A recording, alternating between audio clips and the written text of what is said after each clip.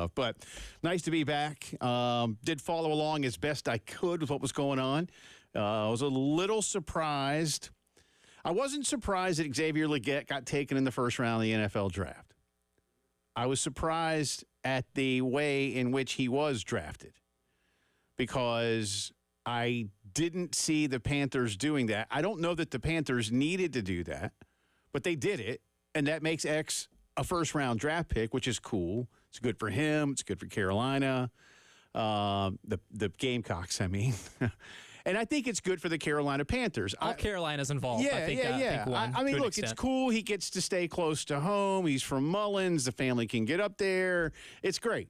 I'm really concerned about that football team. I think all of you know why. And it's not just fans around here or people that aren't fans from around here that look at what's happening in Charlotte under David Tepper. They didn't really the trade with the Bills wasn't that big a deal. So the Bills got the next pick in the draft.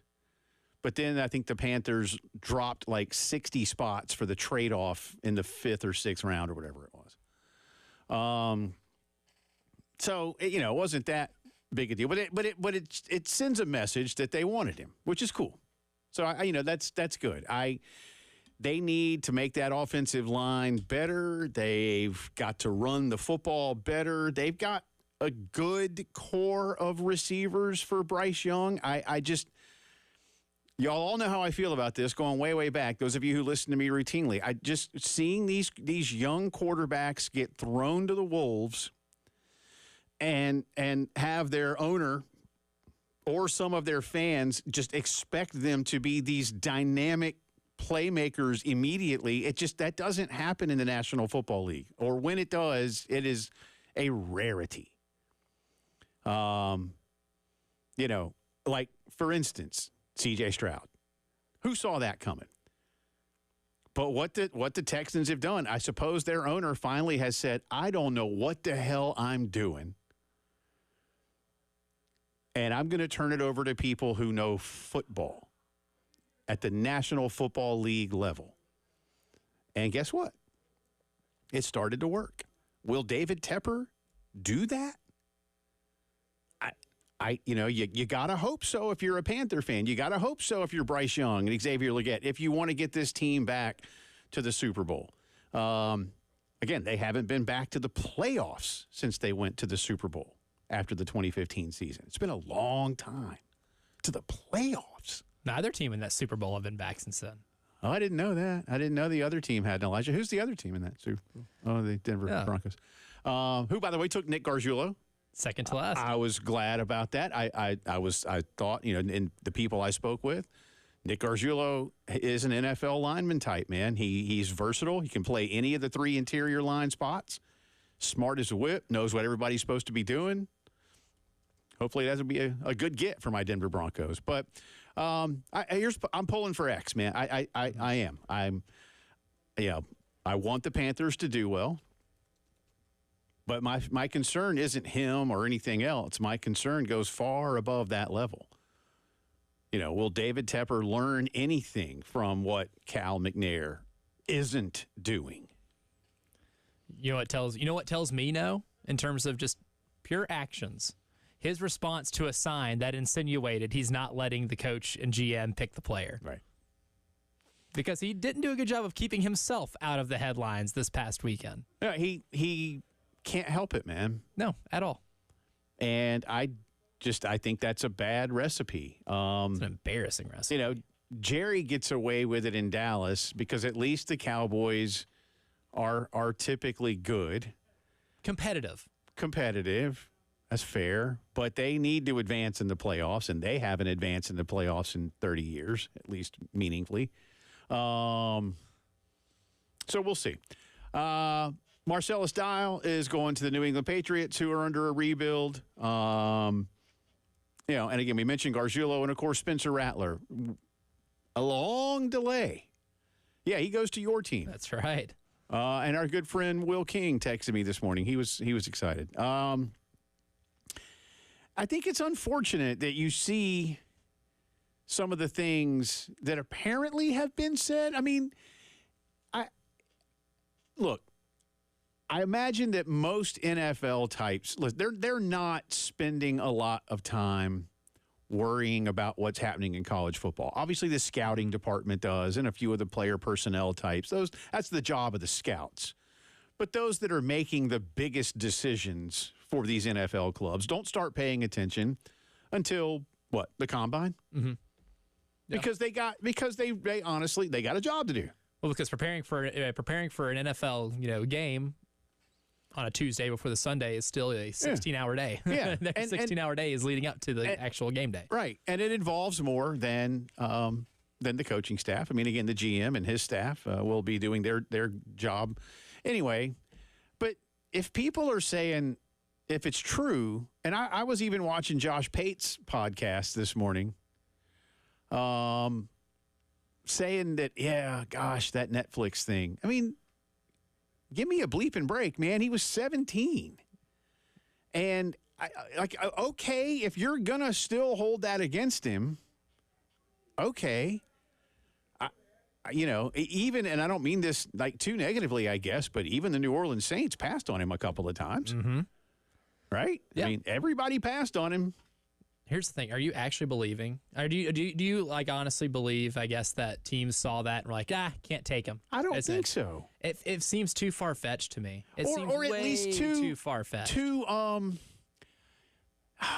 Either like convenient wrapped around lazy. Yes, because exactly. Like, look, I remember working in Nashville and the Titans took Jeffrey Simmons and they showed a video of him assaulting a woman. Right. Like that's something that happened, right? That didn't keep him out of the first round. Right. And honestly, the teams, I remember like during that draft and process, that was bad, by the way. It was really that Simmons bad. thing was bad. It was bad. But at the same time too, that was mentioned a couple times. But you know what was mentioned more about Jeffrey Simmons leading up to it? His ACL that he tore that year. Yeah. It was secondary. Yeah. Like that video was even secondary to what happened when they drafted him. The NFL looks past a lot of red flags for a lot of people. Absolutely. Man. A lot of people. There are a lot of free passes. So the idea of they didn't like how a kid portrayed himself when he was 17 in a documentary where there were cameras following him around everywhere and he was the #1 high school player in the country and had good belief to think he was hot, you know what? Don't buy it. He's 23 years old now, man. Yeah. He's been legally old enough to drink for 2 years. Yeah. He's matured a lot. I really and have a hard time buying it. Those around him, especially here the last couple of seasons, will vouch. I mean, some of the latest mock drafts you and I looked at and talked about had him going around number 75-ish. Mm-hmm. Third round. It's a popular spot. So that's the talent level. At least in terms of those who evaluate, that's the talent level. I mean, did they bring him in for interviews or is this what they rely upon? Like, I don't know, but I'm pulling for him. And you got to tell me, you're a fan. What's he walking into? Now, in terms, I know this, and we just mentioned the Panthers, in terms of the division and its winnability, it's the worst division in football. It's a dump. Yeah. So in that respect, and someone is, like, as we said the last couple of seasons, someone's going to win that division and get a home playoff game. On accident. Yeah. So there's that to play for. I mean, somebody will, there's the, fact. One of you four will get a home playoff game. Probably at 8 and 10. In January. Yeah. So what's he walking into in New Orleans? Or 7 and 10, not 8 and 10. Yeah. But no, what he's walking into is he'll be in a quarterback competition that he's not going to win. I'll go ahead and say that right now. I think he can absolutely blow away the coaches in training camp. He can make all the throws. He can pick up the offense like that. He can make Clint Kubiak, who's the new offensive coordinator, fall in love with him. That can happen, and he still won't win the job because there's a lot of millions invested in Derek Carr right now. And you got to give him a second shot, a second year in the offense to figure it out. We'll see after 8 games exactly where the Saints team is. If they're 3 games under 500, and let's say the Falcons took a step forward because Kirk Cousins is competent and is able to get the ball to all those weapons they've drafted in the first round the last 3 years because they've been picking at number 8 habitually. 4 straight years. Yeah, for almost half a decade. If they're able to actually convert that into wins and the Panthers convert, being better than one or two wins from last season and give you something, and the Buccaneers don't regress too much, and you're looking at the Saints being in the third or fourth spot in that really, really crappy division, then there might be a little bit of pressure to put Spencer Rattler in there if he was showing that he could, was capable of running the offense. And another thing is, too, look, in the NFL, we just saw last year a record number of quarterbacks take snaps for teams. Injuries happen a lot. Yeah. No matter how many hip drop tackles you ban, no matter how many rules you change, there's going to be a lot of injuries. And we saw last year that you need a good backup quarterback who can come in there and be talented enough to run your offense. And he's going to have enough weapons. At least, Chris Olave is like the best receiver no one's gotten to watch in the NFL because they haven't played meaningful football in 2 years. But he's put up awesome numbers, and he's an elite route runner. Yeah. Alvin Kamara still got it a little bit, right? Like, they have some players there that I feel confident that they're going to be able to at least put out an offense that's suitable. And if he can elevate any of those guys, and it's a plus, and you're probably going to see him at one point this year play or start a game. Well, here's pulling for him because we know he's got he made a lot of things happen despite all the negatives. Let's just say it that way. And like we said, he was sacked 40 times. How often was he under duress? Yeah. Whole games. Yeah. So there's talent there, but we'll see how it all goes. There is one other note, and we'll talk a lot more about this later on in the show, I promise, but just a few things to open things up. Trey Knox has signed a free agent deal with the Vikings. And we do know that Jordan Strawn has been getting a little bit of attention, according to our buddy Mike Yu, but there may be others that will be coming out. I'm trying to keep an eye on that for you this afternoon as more of that news begins to come out now that the draft is over and teams can start signing free agents. There's Gamecock basketball news to get to, an in-state product from back in the day returning home, a la Talon Cooper. So we'll touch on that for you. South Carolina didn't maybe land one of the point guards they wanted, but another good one did enter the portal over the weekend. So we'll see what Lamont Paris does as he tries to go get a number one. But on the other side of the break, we'll start talking a lot about a huge series victory for South Carolina baseball and remind you that in about 15 minutes, Coach Mark Kingston will be with us. So plenty to do on this Monday afternoon. Jay Phillips, Elijah Campbell, this is the Postgame Show.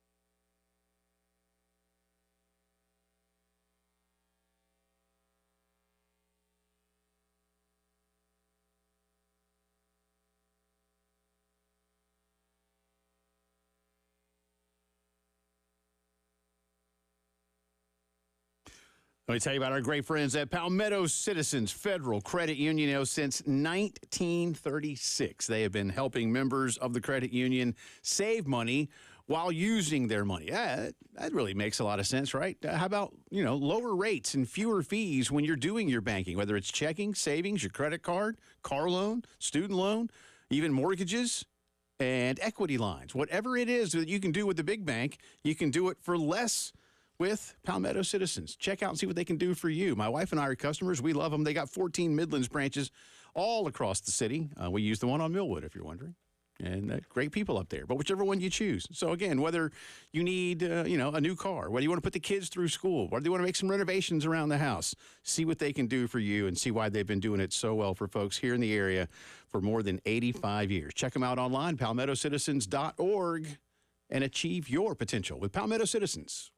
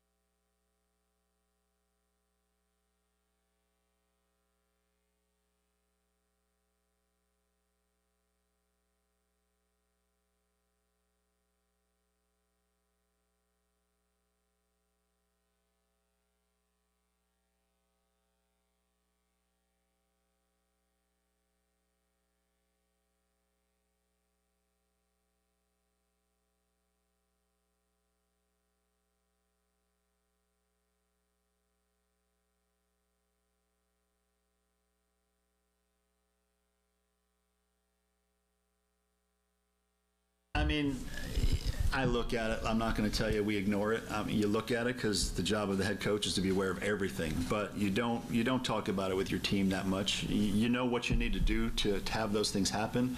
But the message from a coach to the players is, here's what we need to do every day to win a game. And if you do that today and tomorrow and the next day, that stuff starts to take care of itself. But you monitor it just because it's our job to try to know everything that relates to our team and our program. Mark Kingston being asked if he's paying attention to some of the early chatter for postseason projections. Welcome back into the postgame show. Jay Phillips, Elijah Campbell with you. Wanted you to hear that. I do not believe that we will get to that with Mark today. South Carolina has 11 regular season baseball games left, plus whatever number they play over in Hoover. But after this series win, they're 29-14. They're 11-10 in conference play. Their RPI, as of today, and it obviously changes daily, but their RPI is number 11. Strength of schedule is 9th. They have 12 quad one wins. And there's something called an ELO rating, which, again, Elijah and I have had fun with, because all I can think of, like is the Electric Light Orchestra. I did not know they were into the sport metric game. So good for them. Whether Evil Woman or... Well, there's a whole host. I'm not going to. Didn't know Mr. Blue Sky was a good. We'll do ELO songs later. But that in that ranking, and Mark told us this last week. They're in the top 10 in that one. They're number 9 in that one. I tell you these things to say that South Carolina baseball, despite what some either may or even a smaller faction want to believe, is in good shape to host in the first round of the NCAA tournament. You got to keep winning. But you and I talked before the guys left for Gainesville. Mm-hmm. And we said this stretch here in the middle of the season at Florida and then home with 2 top 5 teams can be season defining in some way, shape, or form. And that if you can go 5-4 in those 9, you should consider yourself to have done a fine job. You went 5-4. And I know that some of you may go, you're going to celebrate going 5-4? Celebrate? No, but going to Gainesville is never easy for any baseball team. And Arkansas, along with A&M, are maybe the 2 best baseball teams in America, not just in the Southeastern Conference. And Kentucky, I don't know what's in the water these days up there, but Kentucky's having a hell of a season. They've punched above their weight class all year long. And South Carolina, if I may, South Carolina scored 29 runs on Kentucky. Teed off. They teed off. And yesterday was something else. And they could have had more yesterday, which we'll talk about. which we'll talk about.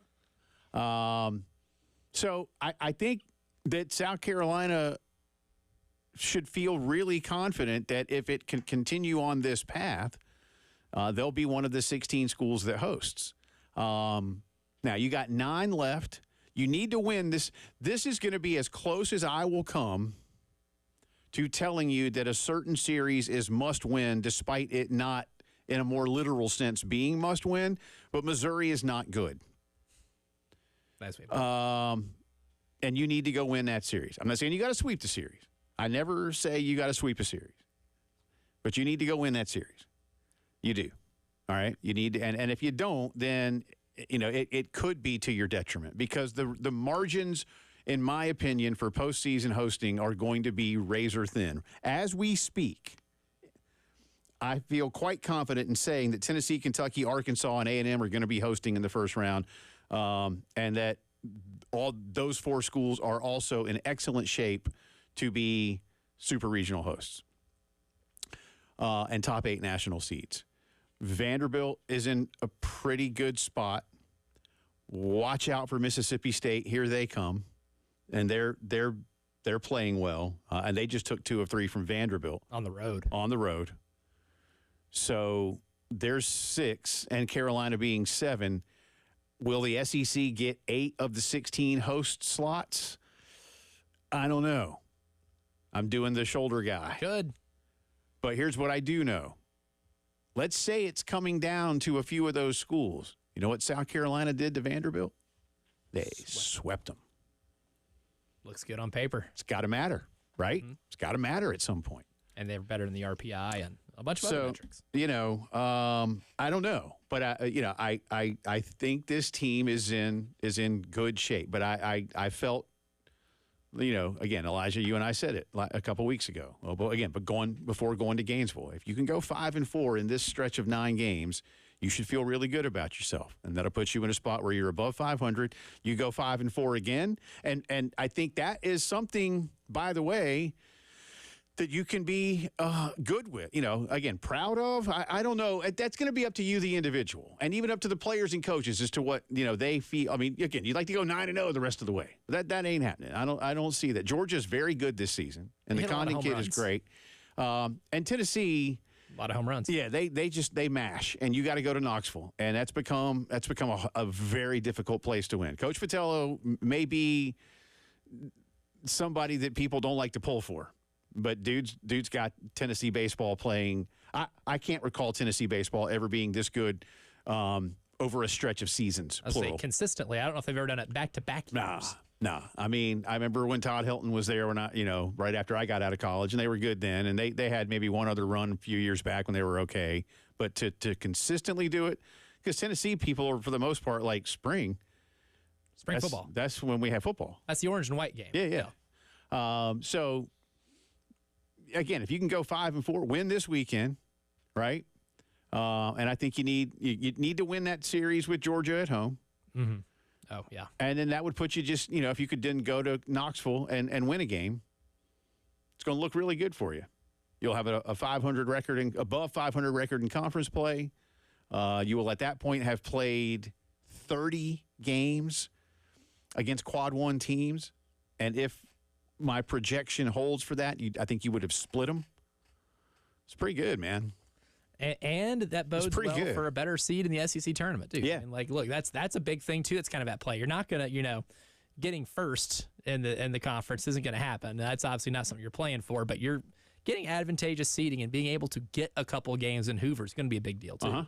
And, I realize this program is one that, with the exception of 2004, has rarely seemed to give a crap about the Southeastern Conference baseball tournament. LSU seems to love it. Vandy seems to love it. Florida's been good. State's been good from time to time. South Carolina has very often been. Wins the regionals. Yeah. Maybe it helps. Maybe it doesn't. We'll see. But that's what they need to look at right now. But, this weekend, you hit 310. Again, Ethan Petrie did have a massive gaffe. He understands that. He also walked 6 times, so he's got that back. Remember, he last weekend had a horrible weekend, and as Mark told us, they analyzed it, and he was swinging at everything. And this weekend, hey, don't swing at everything, and should have had a home run. Did walk 6 times, on base a lot, so that was good. Carolina hit 310 for the weekend. Speaking of Coach Kingston, we'll take a timeout here, and the head coach will join us on the other side. His thoughts on what happened this weekend, start looking ahead to the final stretch run of games in the Southeastern Conference. This is the Postgame Show.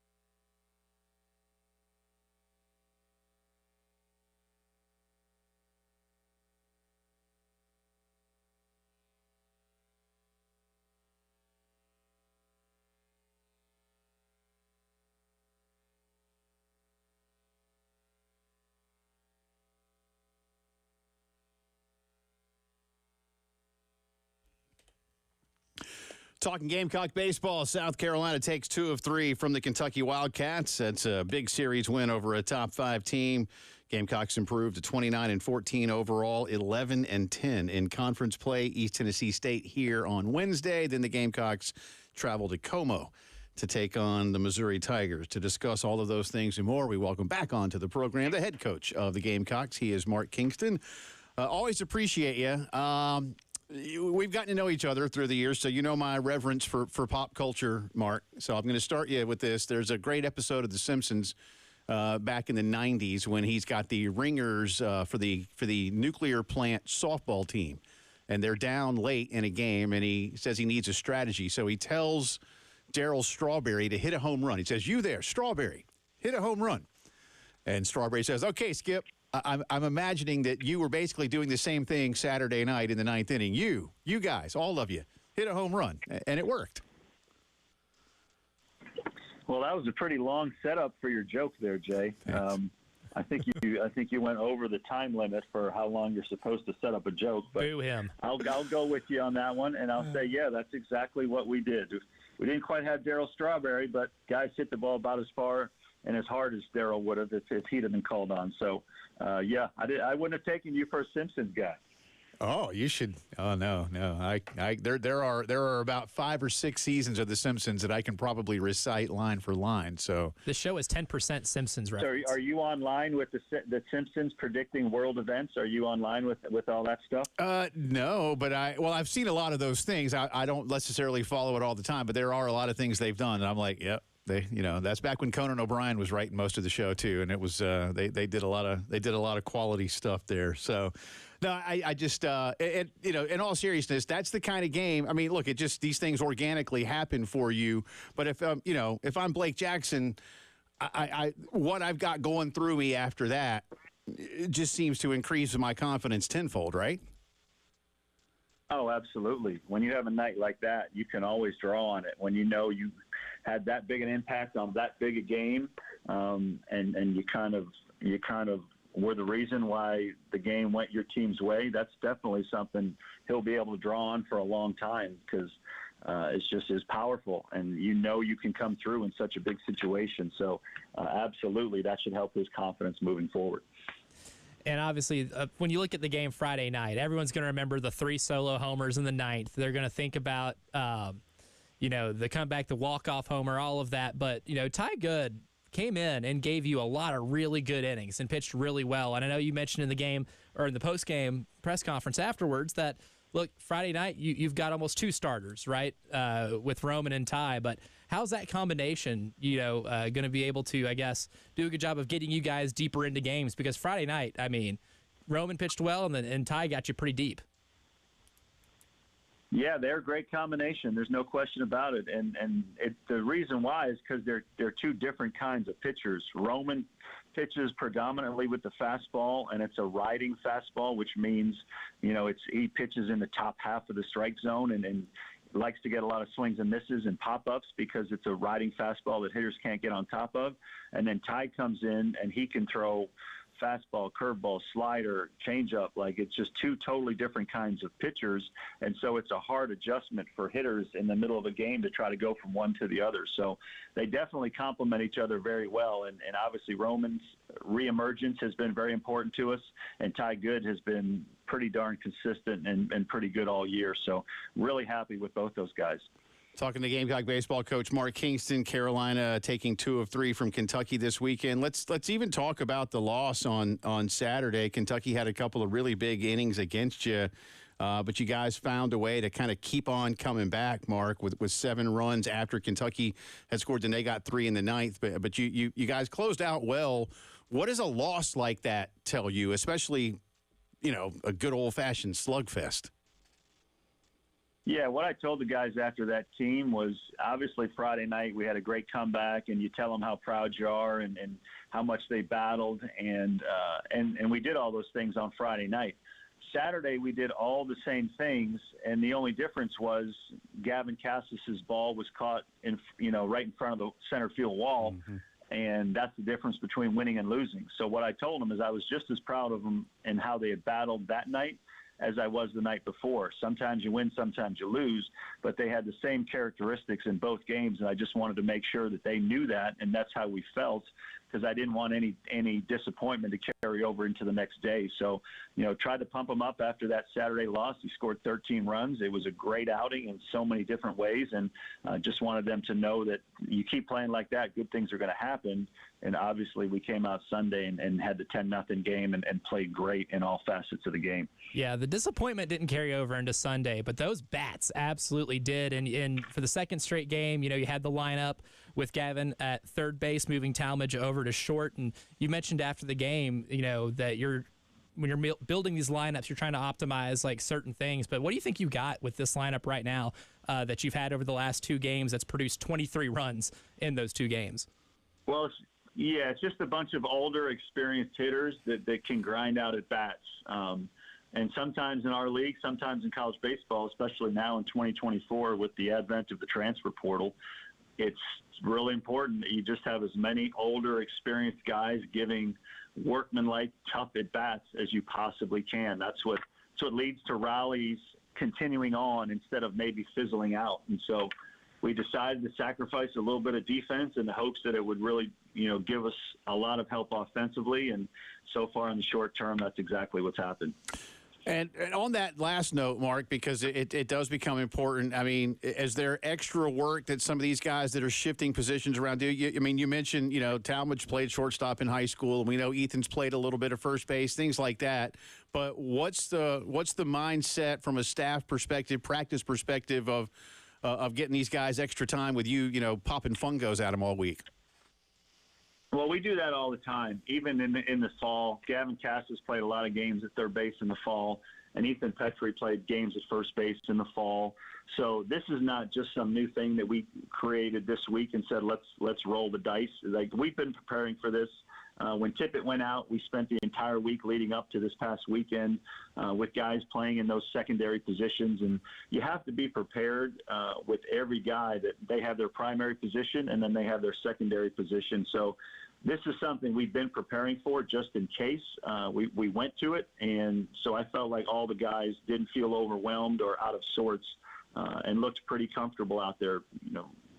Ethan made the diving play to the 4-hole, and I thought Cassis, for the most part, made all the plays that should have been made this weekend. So, again, you got to prepare for it, and then you hope that the guys are comfortable when you put them out there. And obviously, Coach, a lot of this was necessitated by the Tippett injury situation with both the concussion and the sprain, as you told us about last week. Update on him right now? He's making progress. The concussion, I think, is all but gone, and so he's clear there. And the knee is just a day-to-day thing. Whether he'll be available this week or not, it's probably too early to tell. But he has started to take some ground balls with a brace on, and we'll just continue to evaluate and lean on our athletic trainers to tell us when they think it's wise for him to be healthy and active again. And, Coach, one player I want to ask you about, too, Austin Brindling. I mean, ever since he's been inserted into the lineup, he's really had a nice little renaissance here. I know you guys probably talked about it last Monday, but I would like to ask you about it right now because, look, he had another huge weekend going two for 3 yesterday and 3 of 6 on Saturday. What exactly has he been able to bring to this lineup, and how was his transition, I guess, going from bench player with a little bit of at-bats to hitting leadoff and helping fuel a nice little offensive renaissance this weekend? Yeah, well, he's become now exactly what we recruited out of the transfer portal last summer, a prototypical leadoff hitter that can get on base, take, like I just mentioned, very mature at-bats, hard to strike out, takes his walk, puts the ball in play, and can score from first on a double and go first to third. He's all the things that we recruited. He just wasn't quite prepared to make the quick transition when he came over from North Florida. It took him a long time to kind of get his game up to speed for this level. But now that he has, I'm really glad that we gave him the opportunity because he's run with it, and he's really been a spark at the top of the lineup.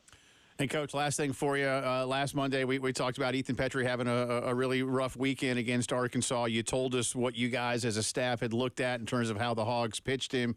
This week, he gets 6 walks. Should have had a home run. We've talked about that. I know you have as well. That's an unfortunate mistake by him. But happy with what he was able to do differently this weekend against a good Kentucky team? Yeah, he learned and applied everything we talked about that he needed to take from last weekend. He stayed within the strike zone. He took his walks if they weren't going to pitch him. And when he got a chance to get a strike, he hit balls hard. So that's exactly where he needs to be. It's great to see that he can make the adjustment and learn that lesson so quickly, because I think that bodes well for him long term. Guys that can make those adjustments and take the lessons. So that's a big reason why we played better again and scored runs this weekend. Him and Cole Messina, when they're hitting, we're pretty damn tough to beat. Right. You know, we score a lot of runs when Cole and Ethan are hitting. Everything else seems to fall into place. All right, I lied. Have you and Matt decided on a Wednesday starter? Not yet. Okay. Not yet. All right, good though. We'll worry about that, and then we'll talk about the weekend later on. Congrats on a nice series victory, sir. Appreciate you, and I'll work on my comedic timing, I promise. Okay, I appreciate you guys. Yes, sir. That is Coach Mark Kingston. South Carolina has East Tennessee on Wednesday night. I'll booed you off the stage. And then Missouri. Well, I had to set it up for the audience too, right? Yeah, exactly. But I'm sorry. I'll try to be this is where we got to review the tape. quicker. You got to grind the film. Give you the rankings and the latest RPI around the conference as the postgame show continues.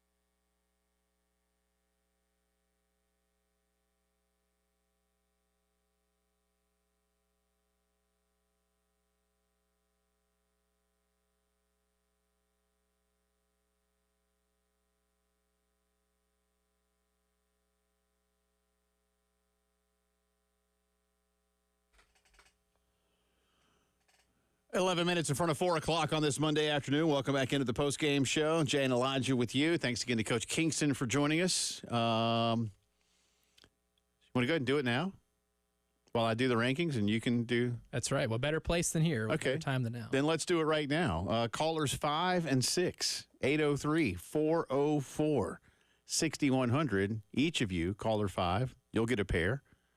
Caller 6, you'll get a pair of tickets to see South Carolina take on ETSU Wednesday night. That's right. So, In ETSU, they are the Buccaneers? Yes. Thank you. Good job. On the fly. Thank you. I'm pretty good at that. Rondé Barber ain't walking through that door. I'm pretty good at that. There's some schools I don't know. There's a fun Sporkle quiz. Have you ever been on Sporkle.com? They have a fun quiz that takes a bunch of mid-major schools, and you have to match them with their nicknames. And there are a couple tough ones on there. Yeah. There's some good ones. Yeah. Yeah. Chattanooga's the Mocs. They are. Your alma mater, I can't remember. Blue something. It is blue. All right. You need to do that. Go ahead. Blue Raiders? NFL Yes. Yes. Thank you. All right. That was fun. That was fun. The best mascot in Tennessee is the Austin Peay Governors. Yeah, the Governors of Austin Peay. All right, let's get you the D1 baseball poll. South Carolina was a major mover, by the way, in this week's poll. If these matter to you, and to some people they do, Texas A&M remains the number one team in the country. In fact, A&M, Arkansas, Tennessee remain 1, 2, 3. Clemson is up to 4. East Carolina is now 5. Oregon State 6. Florida State 7. Kentucky drops to 8. Irvine is 9th. Duke is the number 10 team in America, followed by Virginia and North Carolina. Wake Forest is 13. That's a big run of ACC schools right there. I'm telling you, ACC and SEC, man, dominate college baseball. Oklahoma State is 14th. South Carolina up 9 spots to 15 after the series win over UK. Mississippi State is 16, Vandy 17, Louisiana, the Cajuns 18, Georgia 19, NC State is number 20, the final 5 in the D1 baseball poll. Arizona, Oklahoma, Alabama, Indiana State, and Utah. Coastal was swept in Conway this weekend by Troy, so the Chanticleers have dropped out of the D1 top 25. The RPI may be a little more important right now. I won't go through all of these, obviously, but SEC and a few other particulars for you of note. A&M and Arkansas and Kentucky remain 1, 2, 3 in the RPI. So despite Kentucky losing the series, they don't have an impact on their RPI number. Clemson is 4th in the RPI. Tennessee is 5th. Florida State is 6th. North Carolina is 7th. East Carolina 8, Georgia 9, and Indiana State is number 10 in the RPI. Again, 25th in the polls, 10th in the RPI. Then a few others here around the top 25. South Carolina is number 11. They're up 2 spots over the weekend in the RPI. That's good. Alabama is 14th. Virginia is 15th. Duke and NC State are 19 and 20. Florida and Vanderbilt are 22 and 23. Obviously, South Carolina won both of those series. Coastal is 24. South Carolina, again, right now, I got to go back to it, 12 wins in Quad 1. That's the second best Quad 1 win total in the country, if I'm not mistaken. So that's a big deal. And Carolina has played about as many Quad 1 games as anybody else in the country as well at 24. So, they're in really good shape. That's the best I can tell you at this point in time, is that they're in really good shape to host in the first round of the NCAA tournament. In terms of being a top 8, that's really that's probably not going to happen unless you go, just say in your final 11 games go like 9-2, and even then, I'm not so sure. Because you're not going to get, I think Carolina's not going to get to 40 regular season wins anyway. If you could make it that way into the tournament, who knows? With using the tournament, the SEC tournament, that is, who knows? But at this point in time, South Carolina is in good shape to host. Now, I'm not telling you that if the projections come out today, they're going to host. That's not what I mean when I say they're in good shape. But their RPI, their strength of schedule, and again, this ELO rating, Mr. Blue Skies ratings. All those things are working in their favor. Where the committee, in any given year uses its subjectivity, even with all the analytics, I don't know. If you are competing with Vanderbilt for one of these spots, you got a head-to-head against them, right? 3 of them, technically. Yeah. So, there's that. All right, coming up next hour, more on the Gamecocks that we're taking in the NFL, more thoughts on the entire NFL draft. You're listening to the Postgame Show.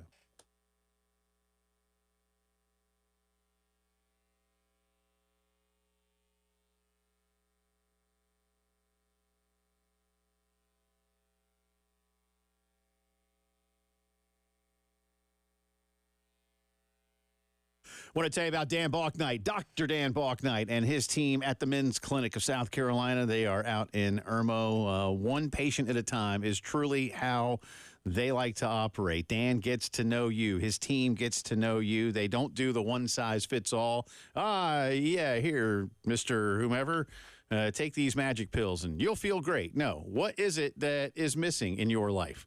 You know how you want to feel. You know how you used to feel. And the staff at the Men's Clinic will get to the heart of the matter in terms of your daily habits and what they can do to make sure that you get back to feeling the way you want to. And don't be afraid about any of it. Be open. Be honest. That's part of what they can do to make sure that everything you want can actually take place. Call them up. See what they can do for you. So many different things. 803-875-MENS and learn a lot more at themensclinicsc.com. Dan Balknight and his staff treat you really well to Men's Clinic.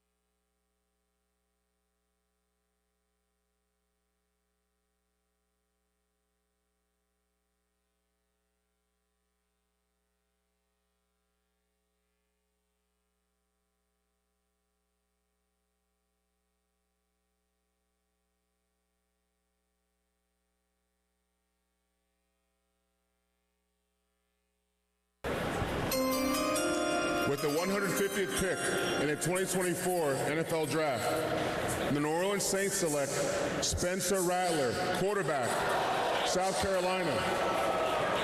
And with that, the longest wait between quarterback picks in the history of the NFL and the common draft era comes to an end. 137 picks between Bo Nix and Spencer Rattler.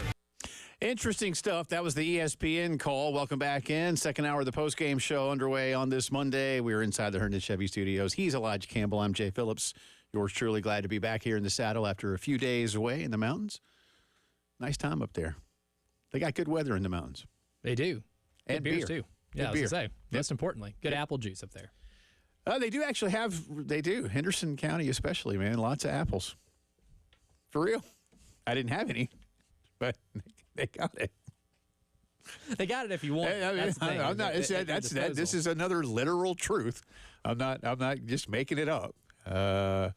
They grow a lot of apples in Henderson County, North Carolina. So just south of Buncombe County, North Carolina, where I was. Close. Yeah. I know some of those counties around there. Lived there for a time, so. Madison County, right north of Buncombe. Transylvania County, which sounds really scary, but it's really beautiful, actually. No vampires up there? I didn't say that. I just said it sounds really scary. I've not seen a vampire. There's also a town called Bat Cave, and yes, it's because there's a bat cave nearby. I used to think it was like the first time I ever went to summer camp. I was like, I don't know, 9, I guess. And I don't know that I had ever, if I had been to I guess maybe I'd been to the mountains. I'm not really sure. But I don't remember it if I had, But I do remember this. And, there's a sign there when you're coming up towards Asheville. And, it's still there today, Bat Cave.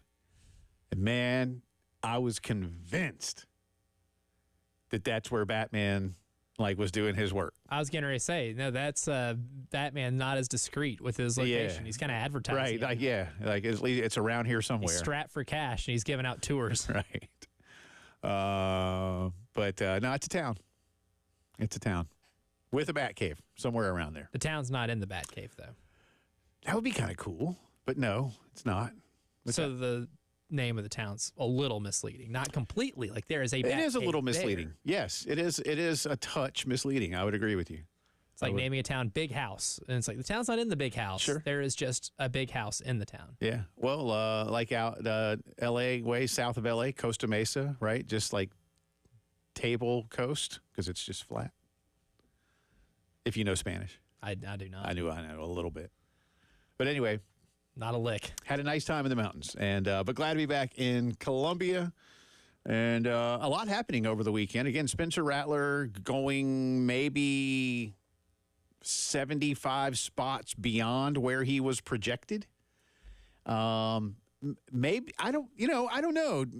And I had a couple of people ask me this weekend who knew what I did for a living, because I saw some high school buddies while we were up there and we had a good time. But a few of them that know what I do but don't live around here anymore ask, hey, what's the deal with this? Why? And like I said to you, or ask you even, I don't know. Because there was nobody else coming up. To me, the two biggest surprises were Michael Penix taken where he was taken and by the team that took him.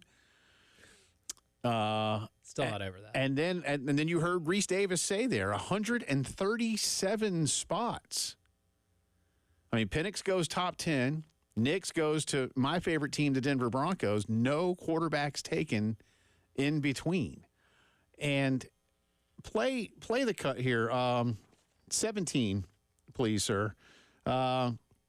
This is Ian Rappaport of the NFL Network on why Spencer Rattler potentially dropped as far as he did. Rich, that is some of the issue. The ceiling for Spencer Rattler, teams really wondered, can this guy be a long-time or even short-time starter? Is he going to be a career backup? I want to go through some of the teams that did work and visited with him who might have a needed backup quarterback. Texans, Seahawks, Colts, of course, have Flacco. Giants did not end up taking the quarterback. The Raiders, of course, did not. The Packers as well. But I want to mention something in addition to this. And this is kind of weird to say, honestly. Spencer Rattler did a reality reality show in high school. It's called QB1 Beyond the Lights. It did not make him look great. And it is unbelievable how many different teams mentioned to me the image of him in that show and how they can't get it out of their heads, which I think would be a public service announcement to all 17-year-olds. But it is fascinating as teams weigh whether or not to draft him.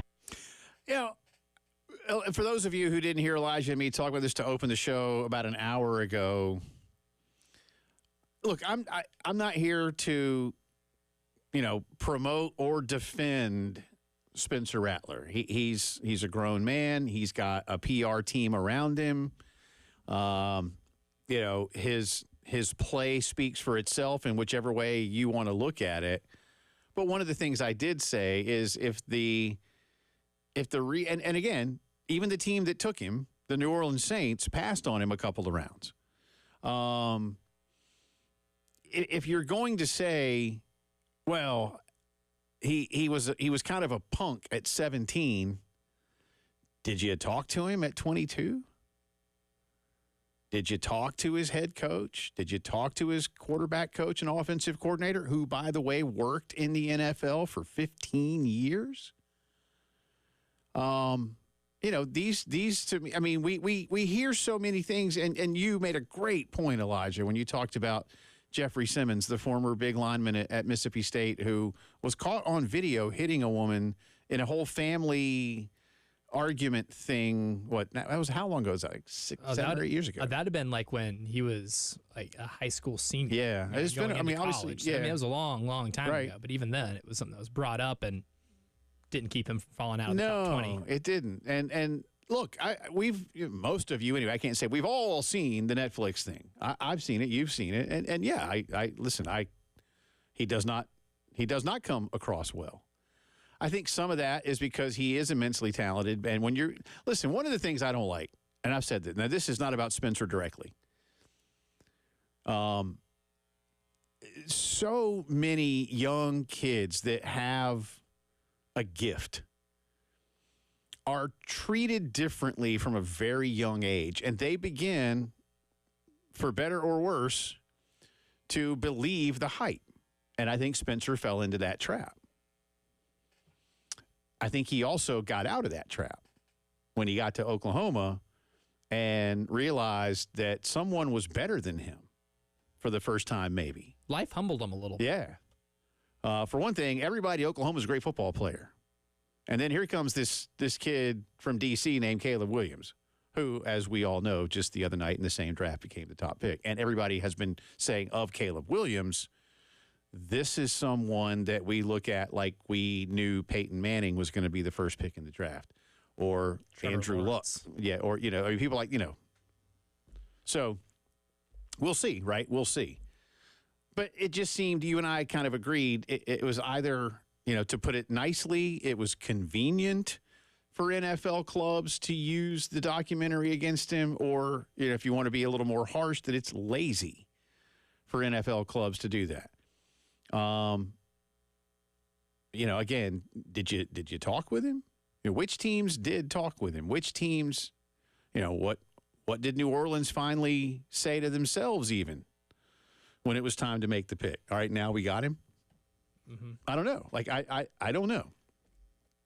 They didn't want him in the 3rd or 4th round. They got him in the 5th round. That's the thing with the draft, too. It's a value game like everything else, right? The only reason Michael Penix was top 10 is because the Falcons knew there was going to be a run on quarterbacks. They were not going to get their guy. And for some reason, they believed they were not going to be picking in the top 10 for the next few years to come, as if they haven't been doing that for the last half decade. Right. That's a whole other thing in itself. But one of the reasons that Bo Nix was taken, too, I don't completely buy that Sean Payton sees, I believe Sean Payton likes him. I don't believe he thinks that's Drew Brees reincarnate, or this is his chance to get his guy because he didn't get Mahomes in 2017. I'm not buying a ton of that. These are value plays, right? If you don't value a certain player at a certain spot, you're not going to reach for them, even if you do like them as a player. I think a lot of teams liked Spencer Rattler. I think they didn't like him at a certain spot. Yeah. But in the 5th round, they love him. And look, NFL teams are as Machiavellian as any other organization that makes a lot of money. They're going to look past a lot of red flags if they can see that the upside is immense, right? Mm-hmm. I mean, ultimately, someone did end up taking Tyreek Hill, too. Yes, he slipped a little bit, but like Tyreek Hill's off-field problems, a little different than this one. I would say legally, a lot different than this one. A whole lot different. NFL teams do know damn well, like everybody else does, when you're 17, you're going to what? One day, get older. Yeah. And then two, one day, maybe get a little more mature. Yeah. That's where the interview process comes into play. And I think anybody that's worked with him here understands that he has reached a level of maturity that is like good enough to be in the NFL, right? Yeah. And that he behaved himself really well. He was a really good leader by all accounts, from players and other coaches. The convenience of the documentary and somebody giving that to Rappaport. Because here's the thing. Ian Rappaport doesn't just come up with this by himself. He's being told this. Yeah, absolutely. And the people that tell him some and things- Ian's one of the best in the business. Exactly.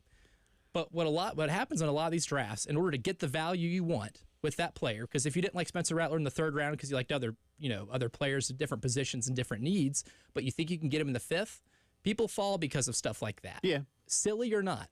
So maybe, and this is, I don't want to say it's like a reach, but someone probably could be telling Ian Rappaport, hey, this is why no one wants to take him. Yeah. It's basically drumming up a false market, the same way the Chargers did with the rumors that they were going to take a quarterback at number 5, and then the gambling odds went from 100-1 to pick a quarterback to 6-1. Drafts and value are fueled by rumors. Markets are fueled by rumors. And if it's able to get you the value you want at a certain point in the draft, it could be some sort of odd power play. I know this is pretty deep in the weeds here, but at the same time, look, I have a hard time believing that 32 NFL general managers with a lot of teams that still need a quarterback or a backup quarterback simply weren't going to draft a kid because he was a you-know-what in high school. I agree. I agree. And that's why we say it's a convenient or lazy excuse. I'd rather him say, look, I don't know how good he is because, one year at South Carolina was a little better than the other, but he got sacked 40 times. And I just don't know what he's got in terms of what, a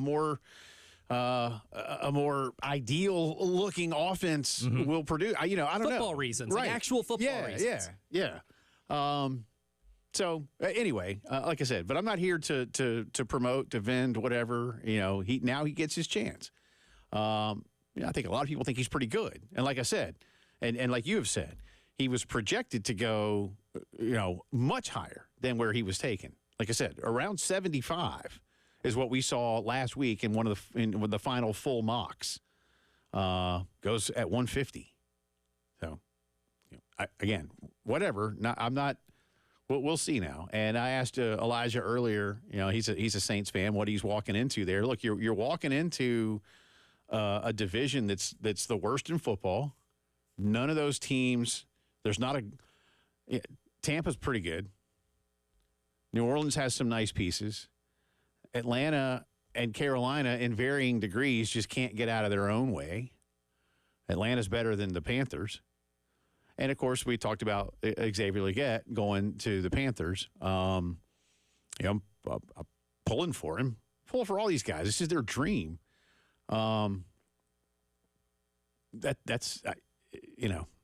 Is David Tepper going to get out of the way? I think Arthur Blank, I feel badly for Arthur Blank because he's a great businessman. There's no doubt of that. Mm-hmm. And he doesn't seem like an overly meddlesome owner. And yet, again, the Falcons just can't, like I said, get out of their own way. You've picked 8th 4 straight times. That's weird. Bad hires and whiffs on picks. Yeah. Bad free agent investments. But it's pretty clear in this one that they like Michael Penix a lot. And I do think that, look, you obviously now he's not competing with Cousins. You didn't bring Kirk Cousins in to say, oh, by the way, we're going to draft a rookie quarterback and y'all go at it. So Penix gets to sit for a couple of years. That should be beneficial. And then you just flip every play, right? Because he's left-handed. They can run 2 quarterbacks at once. Right. That way you're not totally wasting that massive Cousins contract and years on a rookie quarterback deal. So that'll be, we'll see. But for Spencer, an opportunity is there to,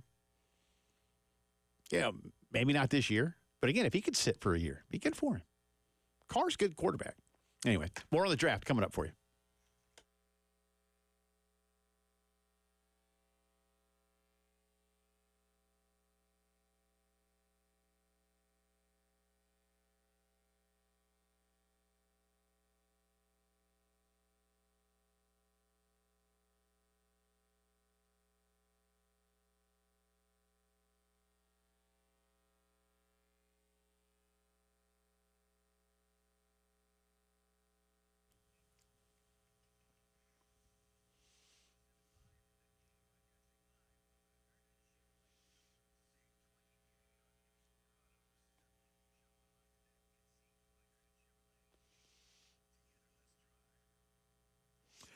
Time to beat the seasons with AAA heating and air all across the Midlands of South Carolina. And if your AC is not ready to handle what's coming at it, now is a great time for a system upgrade. Get a free replacement estimate today from AAA Heating and Air.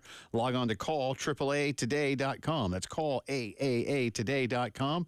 Punch in a few quick notes, and they will give you that free estimate. Or you can call them up. 803-677-1500. Don't worry about the costs. Guaranteed financing is available. Comfort's always within your budget. And you get 12 months, no payments or interest in 2024. And again, the insurance of a 15-year parts and labor guarantee. They put it in. You stay nice and cool or warm for a long time to come. Call AAAtoday.com or 803-677-1500. Do what I've done, Bill Gunner, and many of your friends and neighbor. Stay comfortable with AAA Heating and Air.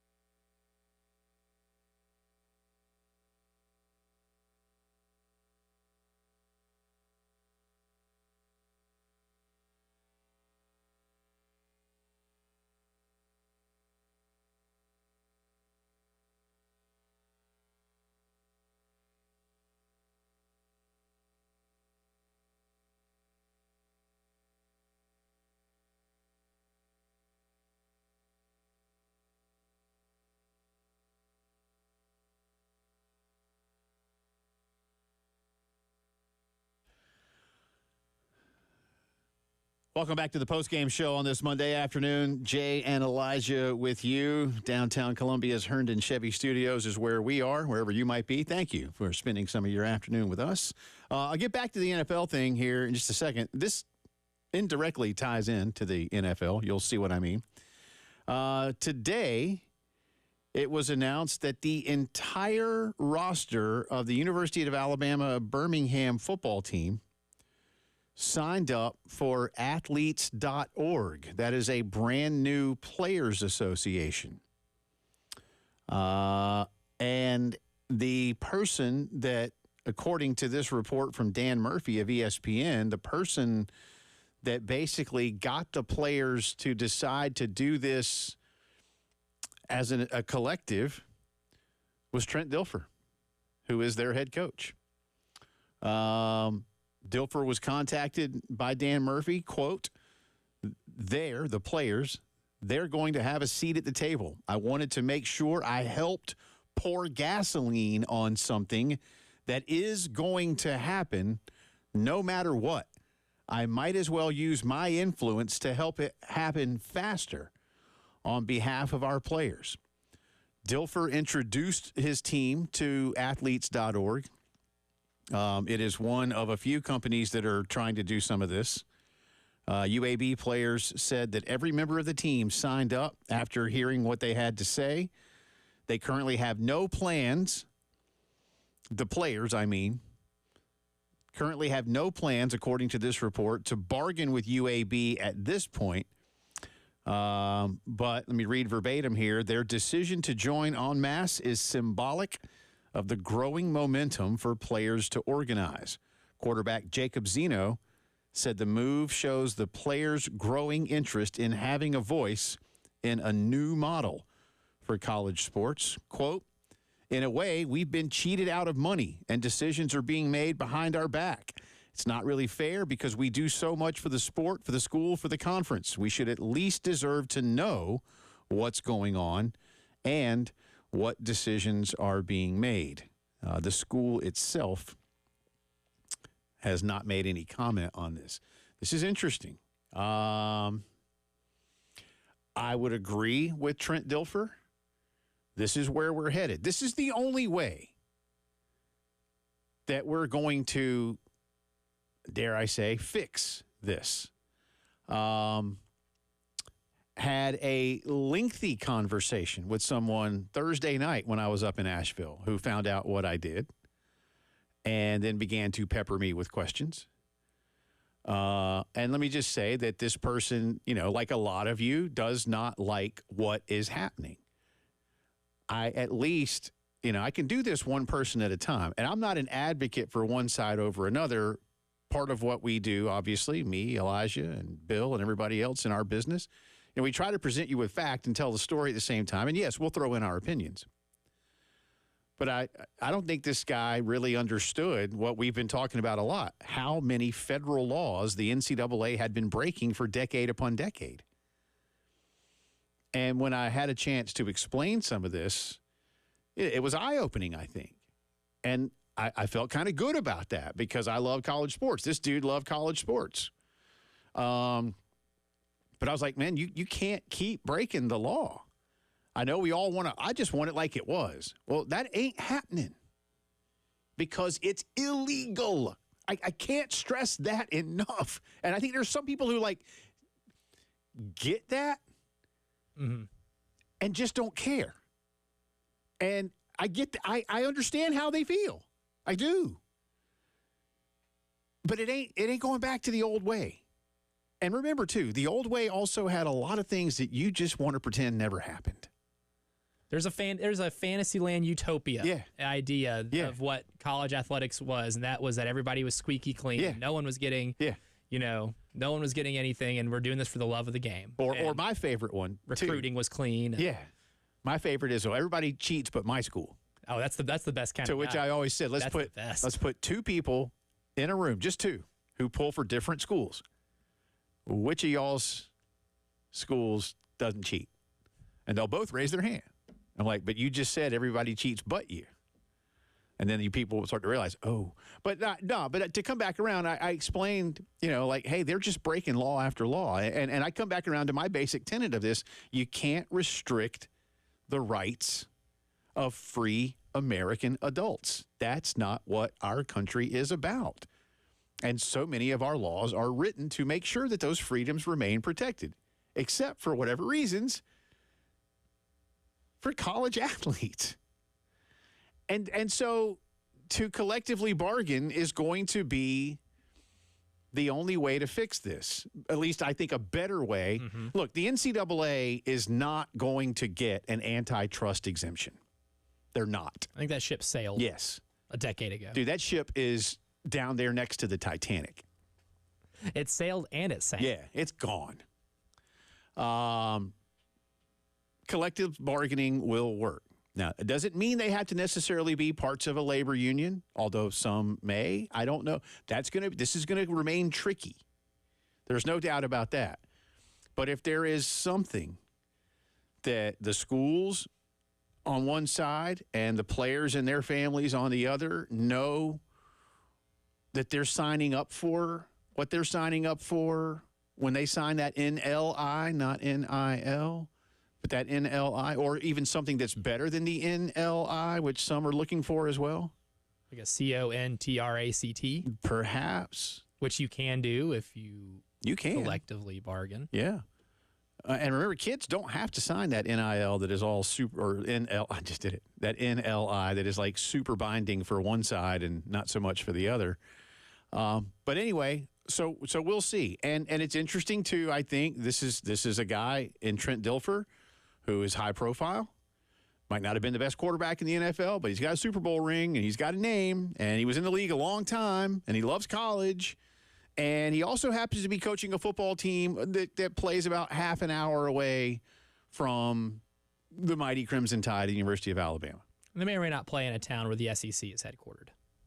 Interesting. They could be guinea pigs. This could be a guinea pig thing to see exactly, if they're going to work. Like if this type of thing works. And here's the thing, it does. The hard part's not here yet. I think something like this, like UAB players signing up to partake in this is a good first step. The hardest part about this isn't, I don't think if it's going to work or not, 'cause I think it will.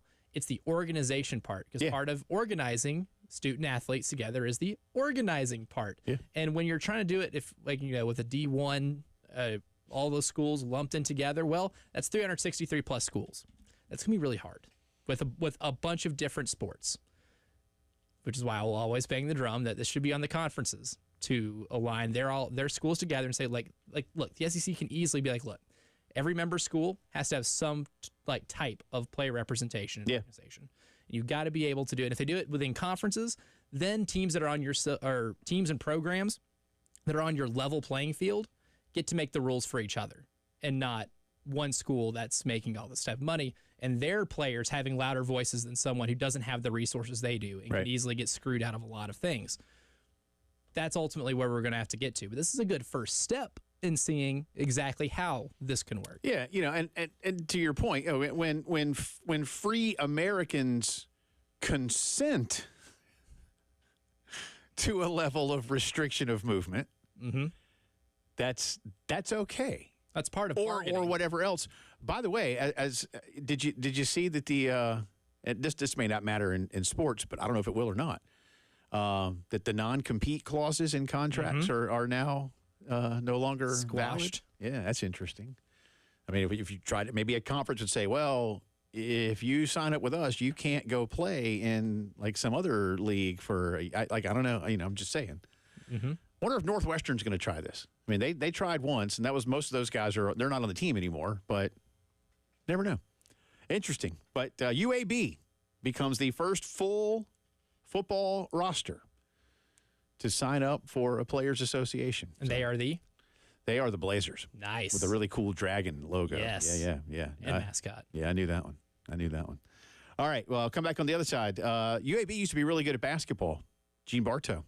I got some Gamecock basketball news for you right after this.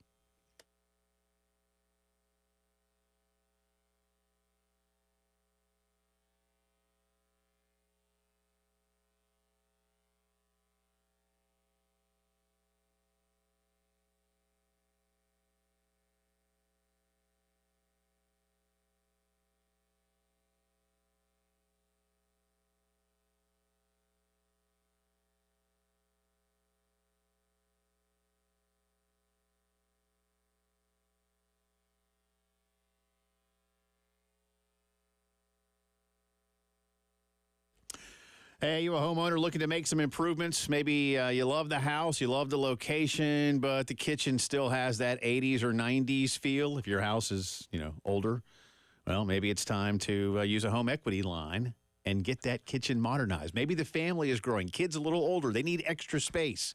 Maybe a bathroom because they're not all screaming at each other about who's got the shower next or whatever it might be. Time to call our good friends at Palmetto Citizens Federal Credit Union. As a local not-for-profit financial institution, they're ready to help you out right here in the Midlands. And when you unlock your home's equity, you can easily access that line of credit over a 10-year draw period. So use the money as you need it. Don't borrow one big sum, pay interest on that, and then say, well, what do I do with it now? Nah.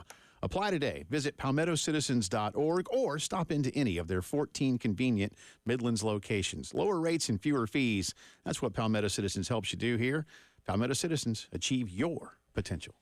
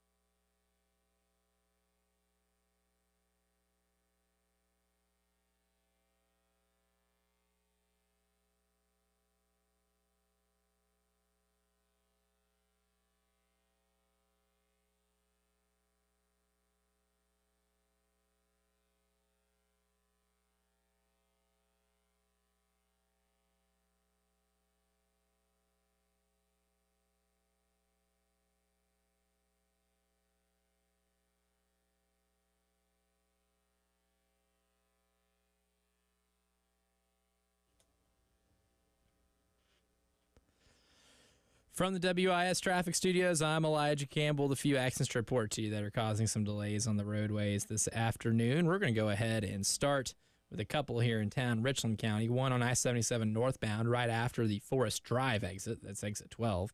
Got another one on Old Hilton Road at Henry Clark Road. That one's causing some slight traffic backup. And we got two in Lexington County. We'll start with one on I-26 eastbound at the Harbison Boulevard exit 103, and another one on 26 eastbound. This one's between Piney Grove Road near exit 104 and the St. Andrews Road exit 106.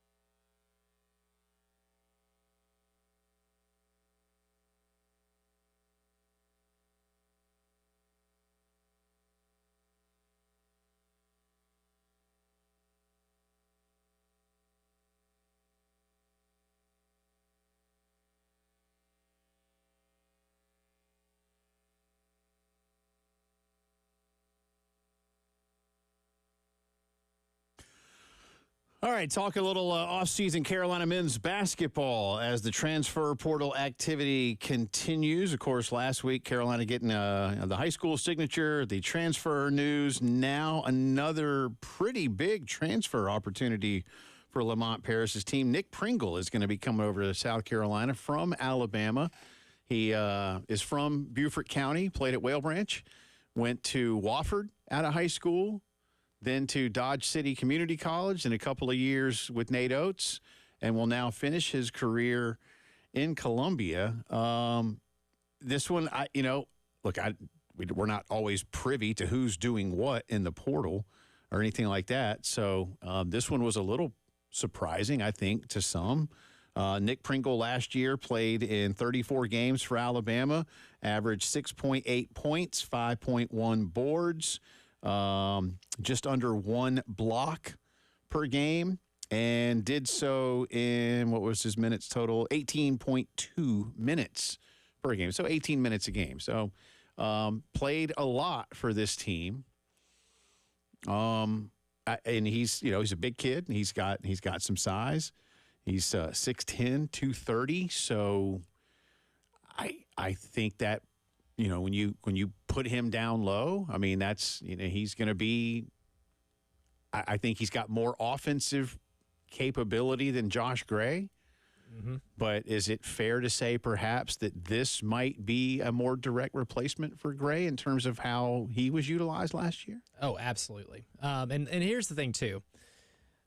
He's not going to shoot a lot outside the painted area. Jay, would you like to guess the percentage of shots that he made at the rim, or percentage of his buckets were at the rim? What percentage would you think that was? At the rim, so we're talking like right there. Either dunks or layups. Again, when you're asking it this way, you set me up to say better than 90%.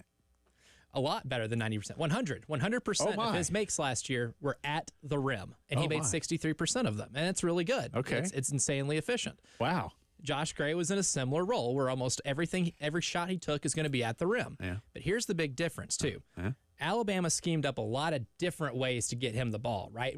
How was Josh Gray getting the ball? Usually on offensive rebounds. Yeah. Or if someone like Michi dribbled into the lane and was able to attract different defenders, get 2 on the ball, and be able to get him an open. Maybe just get him a quick. Yeah, here. Yeah. Alabama ran a lot of plays for their forwards, not just ball screens, right? If you look at I saw a nice little, I guess a divvying up of how he got his points, right? And 25% of those are on cuts, not just ball screens. Now, 24% were on ball screens and pick and pop plays. But what he does really well is Nate Oates did a good job of having other people screen for him to get lobs. So he's really versatile, and he knows how to cut. He knows how to use those lanes. If he's outside the perimeter and someone makes a drive, he's going to be more aggressive of driving into the lane. Does a lot of rip screens, a lot of dribble handoff stuff, and a lot of dribble handoff stuff is where a lot of college basketball is going now, right? We hear the term zoom action used a lot. That's a lot of dribble handoffs. Nick Pringle did a ton of dribble handoffs that ultimately resulted in him rolling to the basket and catching a lob for a dunk or a layup. He's going to be really good at that. He also draws a lot of fouls. So this is your rim runner, rim protector, because he's a good help defender and had a really good high block percentage, which rated in the upper percentiles of college basketball. So he's a good enough defender. What this is right here is your rim protector and your lob catcher, someone who's going to be able to also help facilitate your offense. And Josh Gray had a lot of good moments in a Gamecock uniform and helped you win some games. But there are some things that Nick Pringle does in terms of how he's able to get those buckets at the rim that maybe Josh wasn't as well suited for. I like this move, and I like that he's from South Carolina. Again, there's the icing on the cake. I love the fact that he's got tons of Southeastern Conference experience. So all those things. So I have no negatives here. Mm-hmm. If anything, I'm going to sort of just shift gears a little bit and say, all right, now you still got to go get your point guard. Yes, that's the big thing. So the Pringle decision is a good one, and this team, if I may. And gosh, I want to be really careful in how I say this because I don't mean it in a negative. Now you're adding somebody like this from within the conference. Mm-hmm. That shows me a level of stepping up for what it is that Lamont wants to do. Now, and you got Talon Cooper out of the Big Ten. I don't know who's out there right now. I mean, I try to look a little bit here and there. It's a little thinner. I know the one target they wanted, help me out. Dakota LaFew. Yeah, went to Georgia, and he's from Georgia. So that one made a little bit of sense. Mm-hmm. Who else is out there right now? There's not a lot. When when you look through it, a lot of the targets they've had, they've kind of lost. Jordan Sears from Tennessee Martin was a player that South Carolina was reportedly interested in. He ended up going to LSU. You lost LeFew to Georgia. J.P. Pegues, the kid from Furman, was another target. He ended up going to Auburn. So you've missed out on a lot of them, and it's starting to get a little bit thinner now. Connor Segian, who's more of a wing player, wouldn't have really played point guard, but South Carolina was in the mix on him. He ended up going to Nebraska. The point guard's still the big thing here, and this is where you're going to have to get really in the weeds in scouting, right? This is where your assistants, you got to have a list of a lot of different point guards that you expect to enter the portal, and once they do, be proactive in getting them, because I think that's really the only position here I think that there's a big need, because you filled out a lot, right? I think you got a good enough 3-point shooting roster. You got more athletic, you got bigger here in this transfer portal season, and I think you've got a little more in terms of upside, maybe a little deeper, right? You're younger. Yeah. You don't have a ton of grad seniors or players with like 1 year of eligibility. You're still old, but not as old as you were last year. The big thing is, can you get a point guard that's going to be able to run your tempo and to be able to calm things down and be able to play the style that South Carolina wants? If they're not able to get that, we're going to see a different type of South Carolina team this year in terms of how they operate offensively, and you're going to see a lot more of the offense being run through Colin Murray-Boyles, because, look, the future of college basketball right now, a lot of the best teams had solid point guards but would run a lot through their forwards who can make, unlock a whole lot of your offense. Think Indiana State. They had a top 5 offense and efficiency almost all season long, and that's because Robbie Avila, outside of the goofy goggles and the appearance, actually was a big man who passed the ball about as well as anybody in that conference, and that's how a lot of teams are moving offense now. I still think you need a point guard, but if they're not able to get somebody that is a desirable target to fill that position, they're going to have to get creative, and you're going to see a lot of Colin Murray-Boyles doing a lot of not point guard type things, but offensive facilitation type things. Yeah. And I suppose that's not, well, I don't know. I mean, it's unique. Yeah. It's different, and it's going to be an adjustment. This is why you give them Lamont Paris the raise, right? Is to get this roster and figure it out. And I was going to say, it's not necessarily ideal, but it's something that you can do. Mm-hmm. And it might take an adjustment period. Because it's a different type of offense. If you don't have that steady point guard like what Talon was. Right. And Talon did a whole lot with running the offense, setting your tempo the way you want to do it, and making sure not everyone's getting too high or too low. There was a lot that Talon brings that doesn't show up in a box score. And I think that's one of those things, and I think they would admit that's one of those things, is the presence he had to be able to make sure that you're running things the way you're being coached to do so. I know there's a couple more that were out there. I was going back there. I'll find it in a second. I was going through the list. There are a couple of guys that I think are good point guards, but whether or not they fit what it is that Lamont wants to do is maybe a little bit different. So we'll see. But again, I think Nick Pringle coming in, that's a solid get. Mm-hmm. He's only got a year, but coming back to the home state, fills out a really good role. Yeah, a really good role. Yeah. And again, I feel like that point guard roster slot might be the only one that's now available. I think everything else is pretty full, right? In terms of scholarship players, yeah, they're at 11, I believe, if my count here is correct. And as of right now, my projected starting lineup for them has Jacoby Wright at the 1, potentially Cam Scott at the 2, Miles Studi 3, Colin Murray-Boyles 4, Nick Pringle 5. Right. And then you've got about 6 players on the bench that are scholarship players. Yeah. So you got about room for one more, yeah. I think. There you go. All right. Speaking of basketball, a couple of notes from where they get paid, including, one team that paid a lot. For what exactly? We'll explain as the postgame show continues.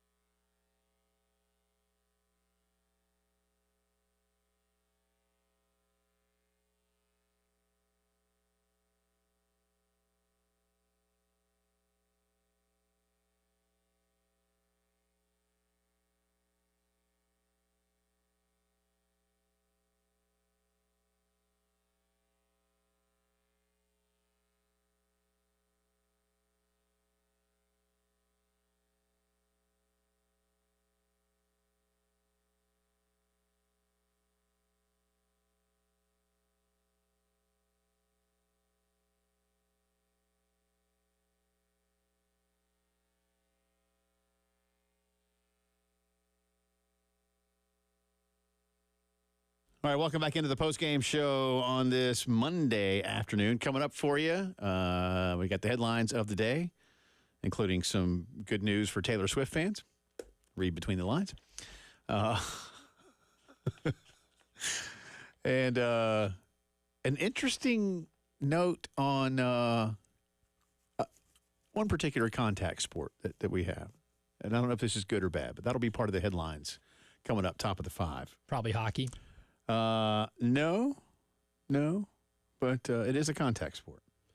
I urge you not to drink craft beer and get into a contact sport at the same time, but you can spend $30 per brewery at 12 craft beer locations for only $79. You heard me right. That's a $360 value, only $79. Those 12 craft beer locations all across the beautiful Midlands of South Carolina. As Terry Ford would tell you, go to the clicky thingy that says Sweet Deals at 1075thegame.com. Click it. Actually, it's a spinny thingy.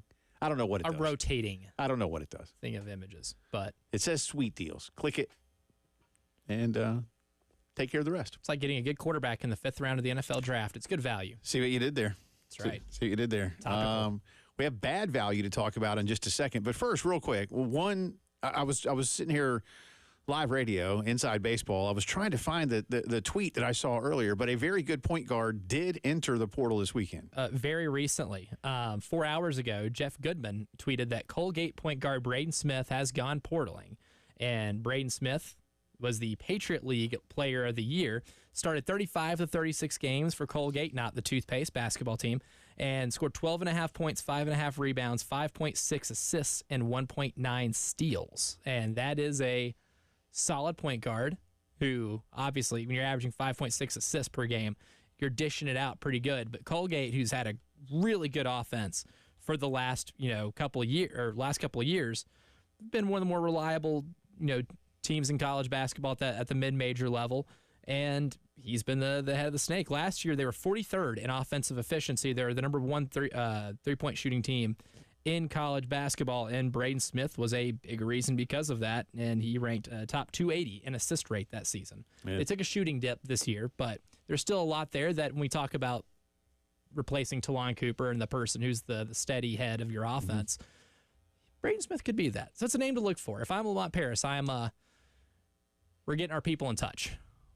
Instead of chanting SEC, I'm chanting NIL. NIL. Drop a bag. Make it happen. I did see where the Garnet Trust has someone who's ready to match up to $250,000 for both basketball programs in NIL dollars. I saw that. So it's a big boy commitment. It's good investment. Y'all get hopping on that. That's how it works these days. Let's pass the offering plate around. That's how it works. Fun fact, by the way, I do know this. Colgate University was named for the Colgate of the toothpaste and all that stuff. So, true story. As a person, yeah. Yeah. I guess that, yeah. Yeah. I mean, I don't think they named it for toothpaste, but he Because it ain't that good. He became quite wealthy by making toothpaste and other products. So there's a link. There's a legit. It's a direct. Link. I'm telling you the truth. I'm not just saying that. Messing with you. It was really the Colgate guy. Where is Colgate? It's in New York, but it's not New York City. No, it is in Hamilton, New York. Hamilton, New York. The Fighting O'Donnell Foils. Is that named for Alexander Hamilton? So we can just start naming things here. Probably could. We probably could. People are shouting names at the Phoenix Suns, but they're probably not names that we can discuss here. Phoenix swept by the Minnesota Timberwolves. Fun fact as well for you kids out there, the Minnesota Timberwolves are an NBA team. And no, Kevin Garnett does not play for them anymore. Not walking through that door. But the Suns have 3 dudes who collectively, I think, earn roughly $150 million in Devin Booker, Bradley Beal, and Kevin Durant. Swept Elijah Campbell. Swept. Yeah. In a 4-game series by the Minnesota Timberwolves, again, which is an NBA team. This is not good for the Suns. Matt Ishbia, the new owner of the Suns, who Bill Simmons oftentimes refers to as having new owner syndrome, learned the hard way. What does that mean? Is he like trying to play? Like, what does that mean? That he wants to be involved in everything, and he thinks like, oh, I bought this team. Oh, I'm going to build it like I do on NBA. Goes 2K. to practice, and he's like on the floor, and is like spending a ton of money, but like not in a smart manner. I think Matt Ishbia learned a very hard lesson that NBA 2K does not resemble real life National Basketball Association. Come on, yes it does. Type stuff, and he built this roster like he built a 2K roster. And is pledging, he's got $49 million to give to Devin Booker for a cap hit next year, $50 million for Bradley Beal, $50 for Bradley Beal, and $51 for Kevin Durant, and not ponying up for legitimate role players or a deep bench. Do you even have a bench? Is that why they lost in 4 games? Reason. Because they only have 3 players? And they got brutalized on the boards in every game. Headlines of the day. More on Carolina baseball series win. Drive around the SEC in the final hour of the postgame show. Stupid stuff.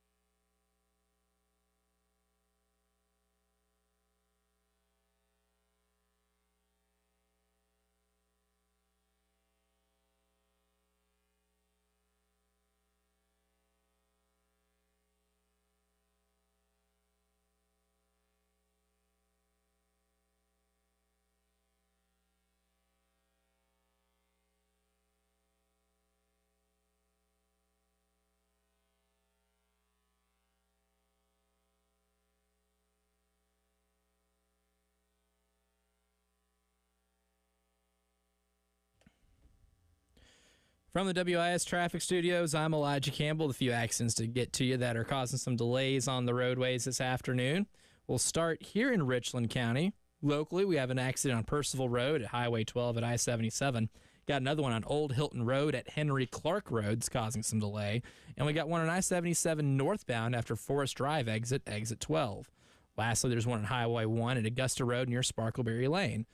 In Lexington County, we have a couple of accidents, one on I-26 eastbound at Harbison Boulevard and exit 103, and one on Highway 1 at Augusta Road at I-20.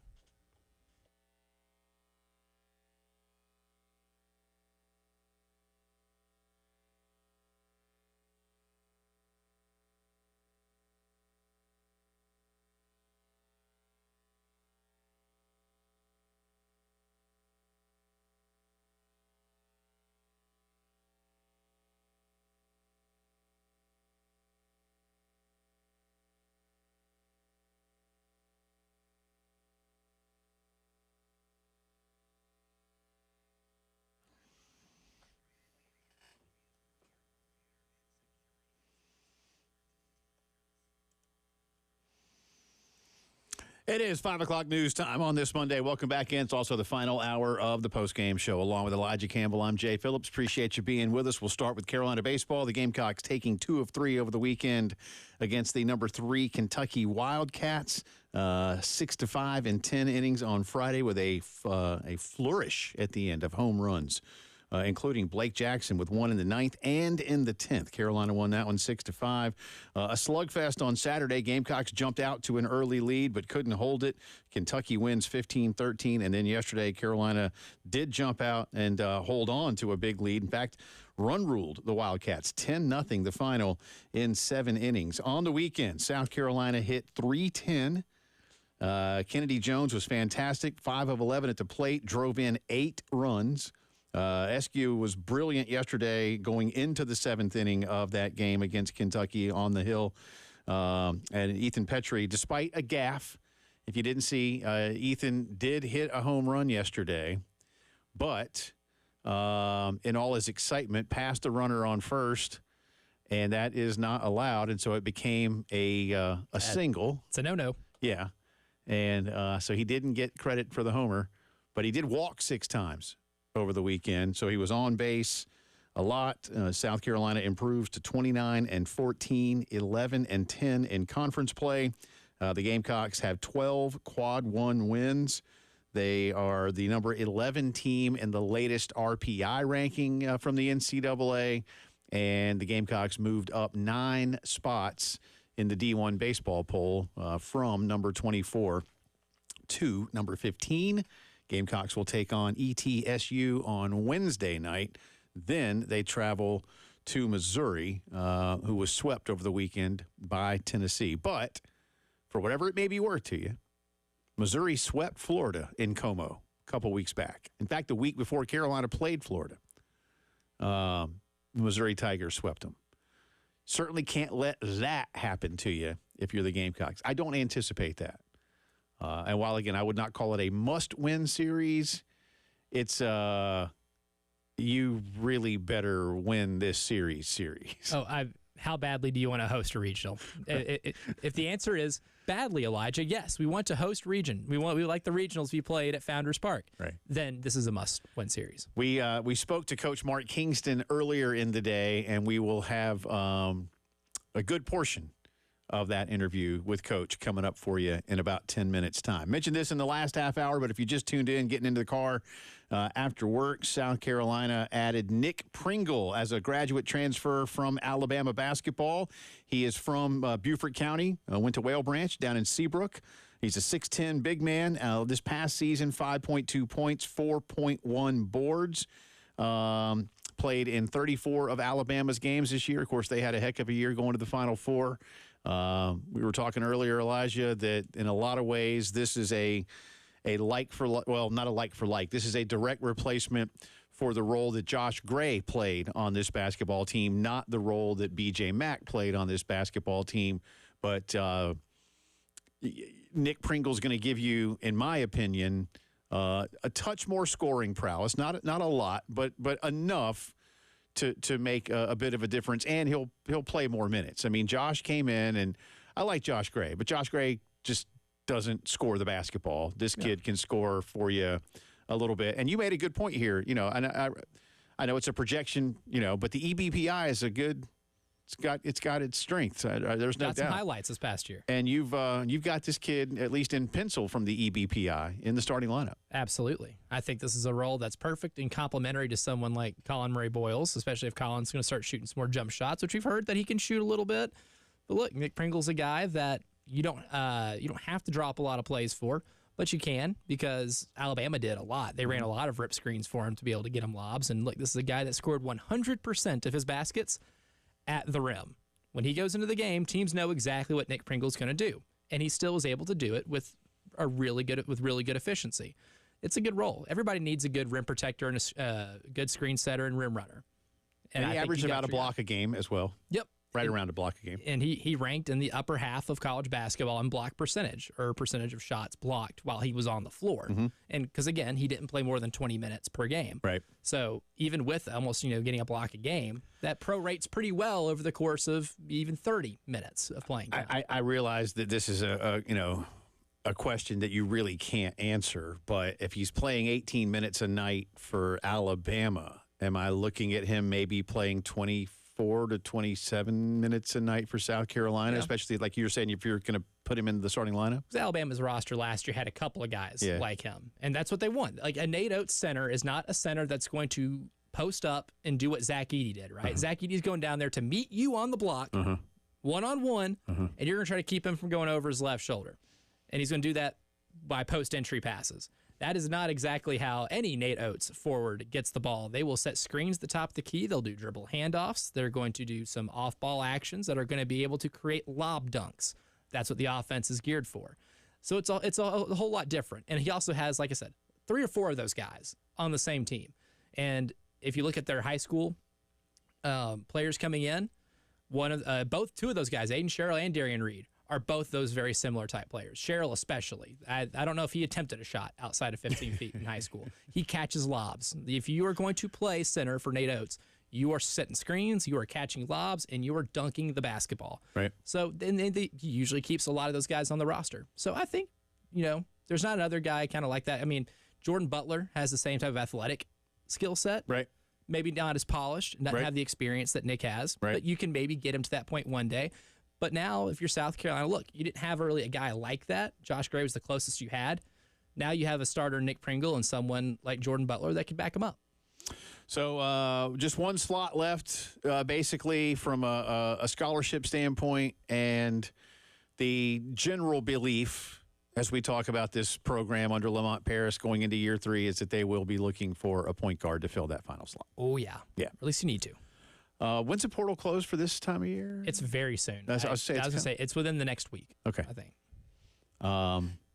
And one of their targets is going to Georgia, but there's another one that may be out there. We'll see. I mean, there's somebody out there. Good get for Georgia. Yeah. I like Dakota LaFue's tape. Yeah. It looked good. Could have fit in well. And he's from Georgia, so that made sense. Yeah. Yeah, to some degree anyway. Georgia got a good haul this year. Yeah. They got better. Mike White's good, man. They did. The SEC, I'm telling you, SEC's never been better. It's going to get harder next year, too. It is. I mean, for South Carolina to have won 13 games, I'm not going to go into next year expecting 13 wins. Like say, oh, now you got to go to 14 or 15. I mean, if you can win double digits in the SEC, you're a good basketball team. We have some more, by the way, and it was weird because I was like, oh, that kid's not going to the SEC from the SEC, but there's another transfer, and I was like, oh, wait, he is. We'll have that as part of the drive around a little bit later on. In the meantime, continuing our integrated media headlines of the day, staying with college sports. We mentioned this last hour as well, but I'll repeat it for you.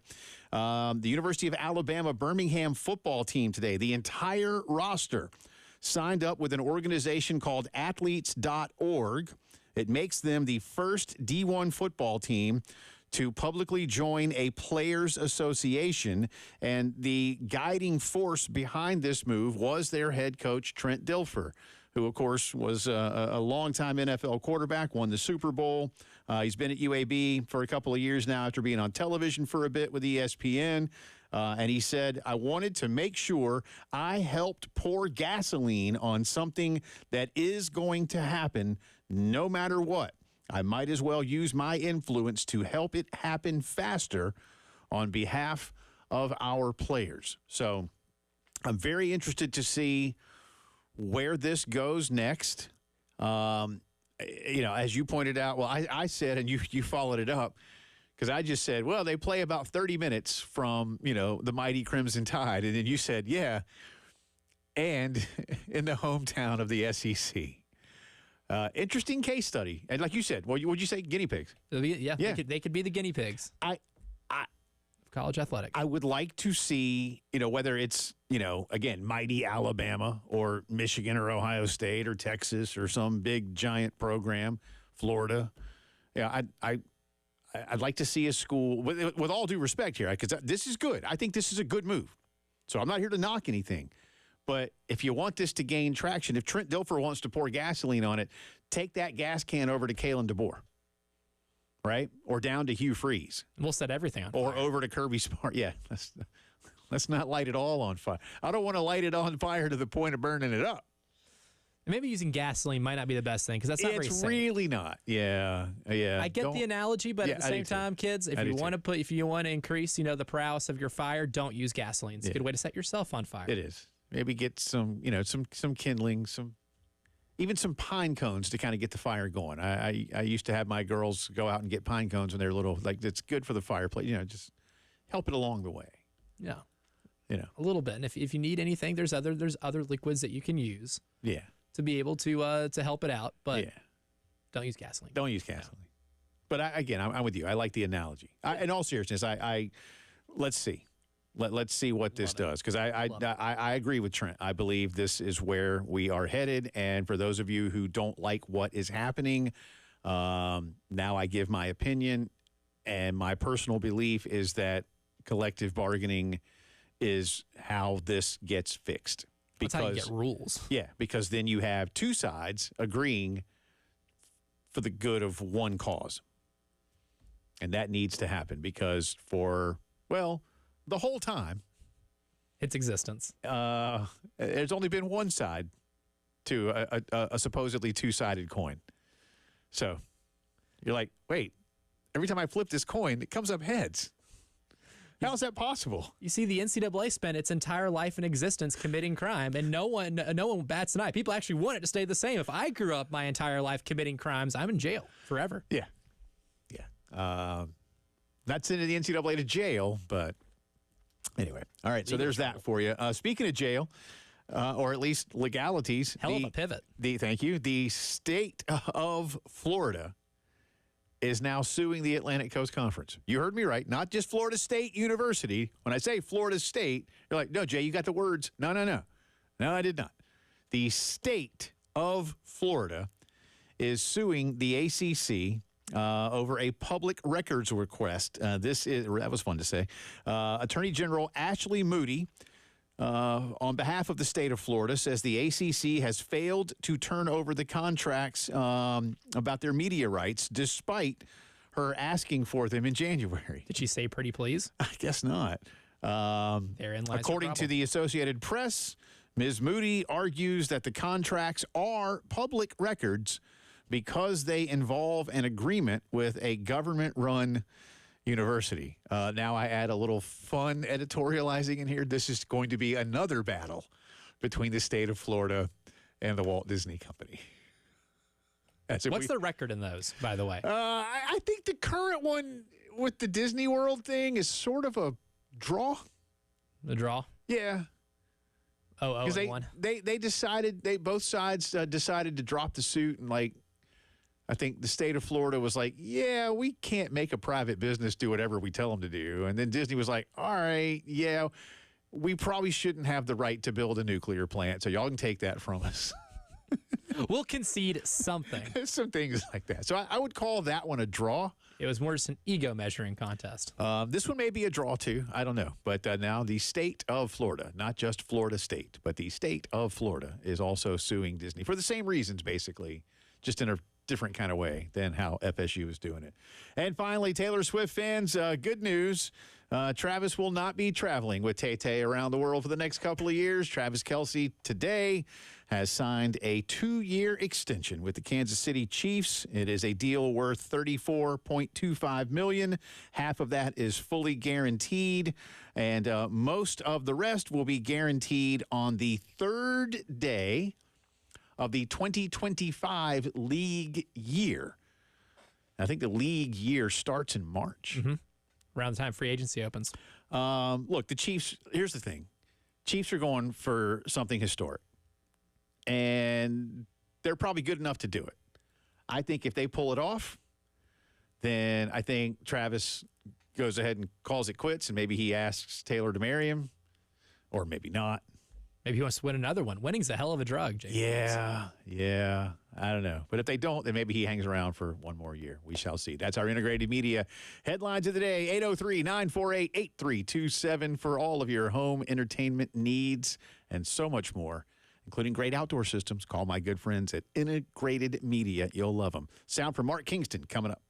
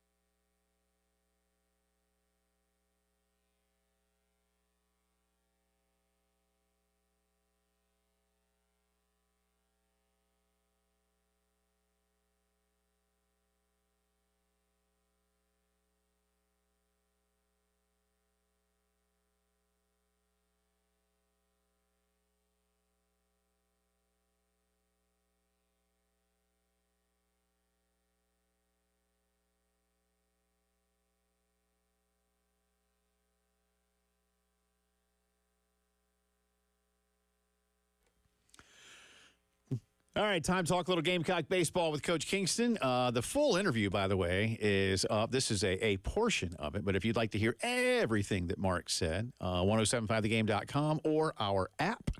Elijah already has hour one in the books up there, so you can hear all that. But for now, we got a few minutes from Coach after the Gamecock series victory over Kentucky. Again, a 6-5 win on Friday, 15-13 loss on Saturday, 10-0 shutout in 7 yesterday. But going back to that Friday night game, Blake Jackson was the big-time hero with home runs in the 9th and the walk-off winner in the 10th. And Mark here answering a question about what that does for that young man's confidence. Oh, absolutely. When you have a night like that, you can always draw on it. When you know you had that big an impact on that big a game, and you kind of were the reason why the game went your team's way, that's definitely something he'll be able to draw on for a long time because it's just as powerful. And you know you can come through in such a big situation. So absolutely, that should help his confidence moving forward. And obviously, when you look at the game Friday night, everyone's going to remember the 3 solo homers in the 9th. They're going to think about, the comeback, the walk-off homer, all of that. But, Ty Good came in and gave you a lot of really good innings and pitched really well. And I know you mentioned in the game or in the post-game press conference afterwards that, look, Friday night, you've got almost 2 starters, right, with Roman and Ty. But how's that combination, going to be able to, I guess, do a good job of getting you guys deeper into games? Because Friday night, I mean, Roman pitched well, and Ty got you pretty deep.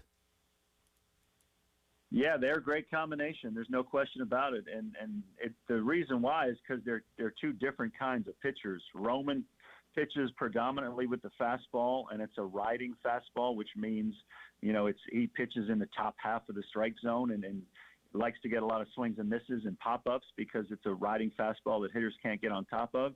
And then Ty comes in, and he can throw fastball, curveball, slider, changeup. Like, it's just 2 totally different kinds of pitchers. And so it's a hard adjustment for hitters in the middle of a game to try to go from one to the other. So they definitely complement each other very well. And obviously Roman's reemergence has been very important to us, and Ty Good has been pretty darn consistent and pretty good all year. So really happy with both those guys. Talking to Gamecock baseball coach Mark Kingston. Carolina taking 2 of 3 from Kentucky this weekend. Let's even talk about the loss on Saturday. Kentucky had a couple of really big innings against you, but you guys found a way to kind of keep on coming back, Mark, with 7 runs after Kentucky had scored. Then they got 3 in the 9th, but you guys closed out well. What does a loss like that tell you, especially, a good old-fashioned slugfest? Yeah, what I told the guys after that team was obviously Friday night we had a great comeback, and you tell them how proud you are and how much they battled, and we did all those things on Friday night. Saturday we did all the same things, and the only difference was Gavin Cassis's ball was caught right in front of the center field wall. Mm-hmm.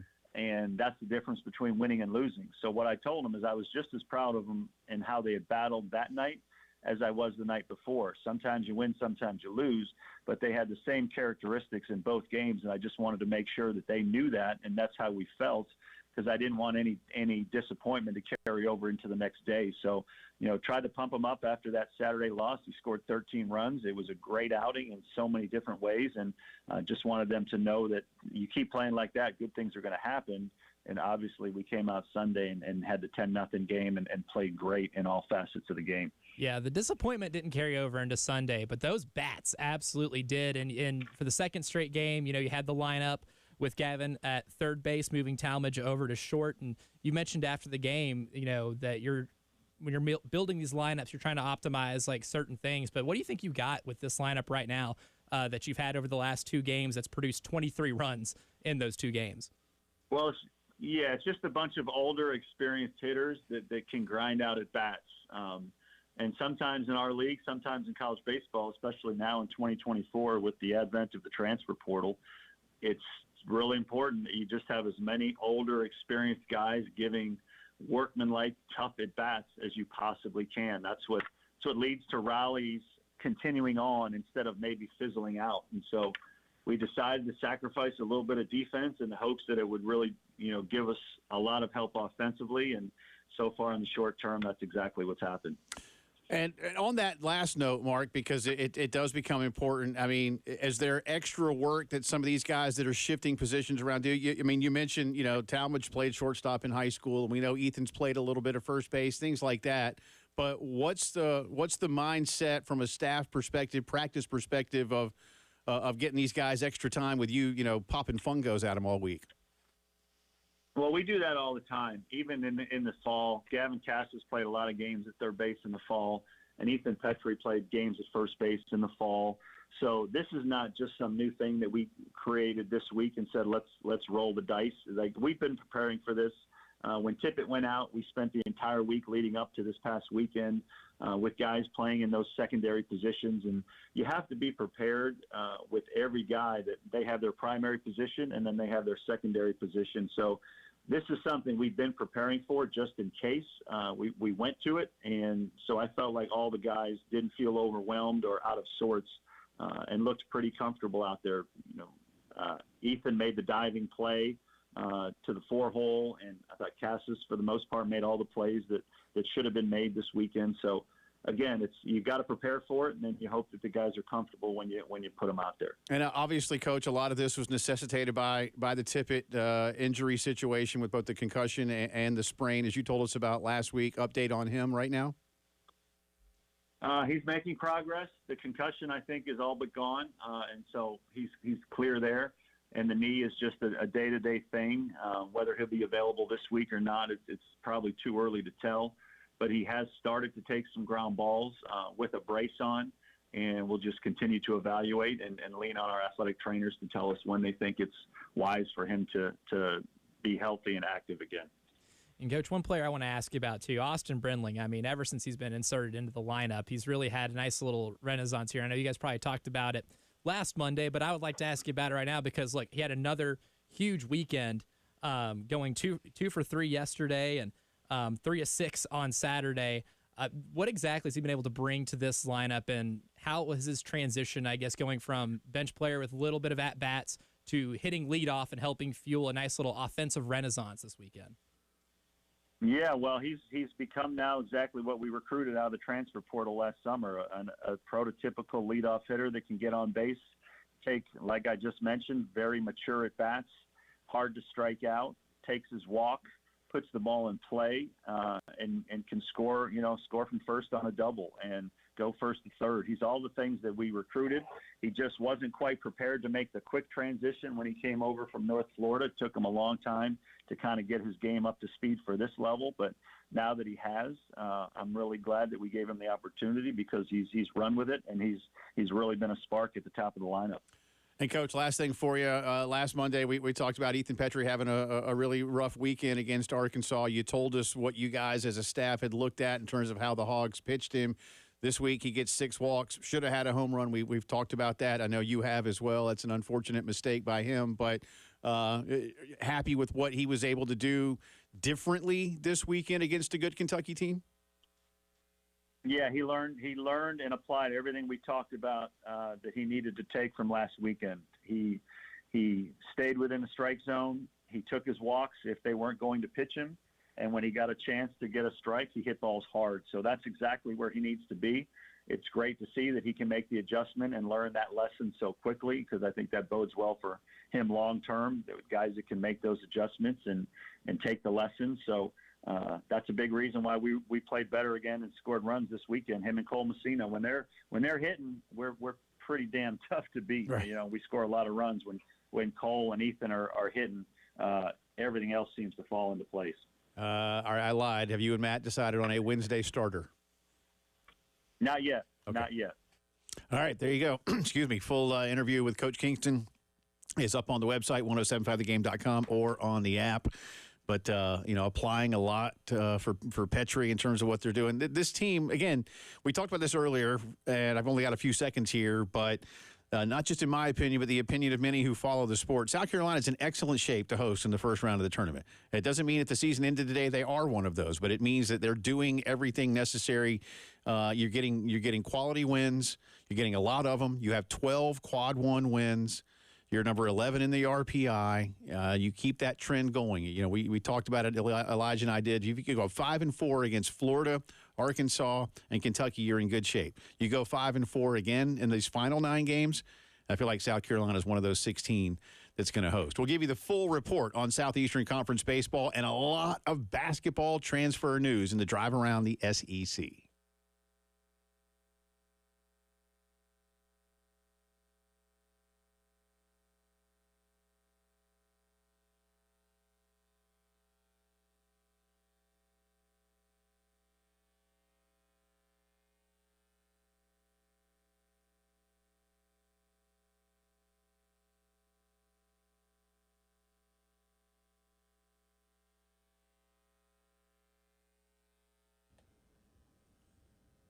And speaking of winning cash, I know a way that you can win yourself some cash on this basketball and hockey playoff action going on tonight and for the next few months, and that's my friends over at Prize Picks. They're America's #1 fantasy sports app and my new favorite fantasy sports app. All you got to do is pick more or less on 2 to 6 player stat projections and just watch those winnings roll in. You can win up to 100 times your money with as little as 4 correct picks. Prize Picks even offers injury insurance, so got a player that gets hurt in the first half of the game and can't play the second, they got your back. Not going to count it as a loss. They also offer Apple Pay for quick and easy deposits into your account this basketball season. Tonight, I'm going on more Anthony Davis points and rebounds. That's set at 40 right now. I'm going more on that one, and I'm going more than 19.5 points, rebounds, and assists for New Orleans' Trey Murphy. Join in, download the app today. Use promo code 1075game for a first deposit match up to $100. That is promo code 1075game. Pick more, pick less. It's that easy.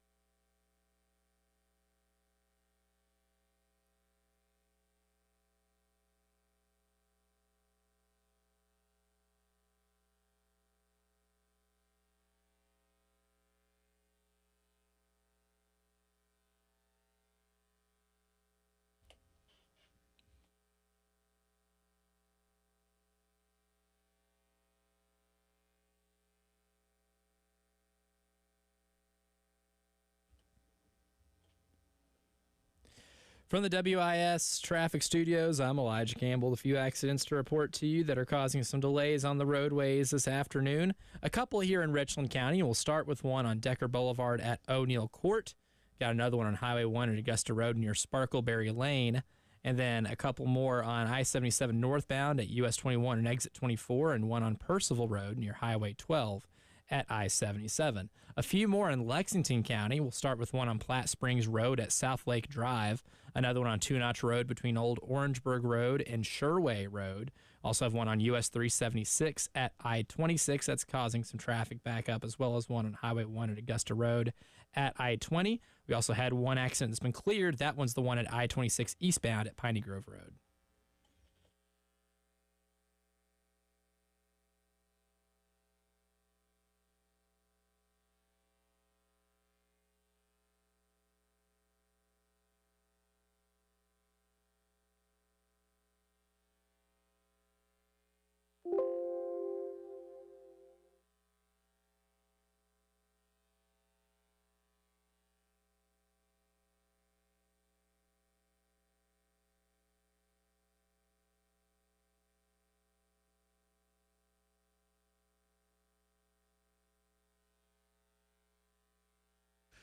It is Drive Around the SEC time on this Monday afternoon. Jay Phillips, Elijah Campbell with you. We'll start with baseball over the weekend. The Tennessee Volunteers continue their red-hot play. They swept Missouri.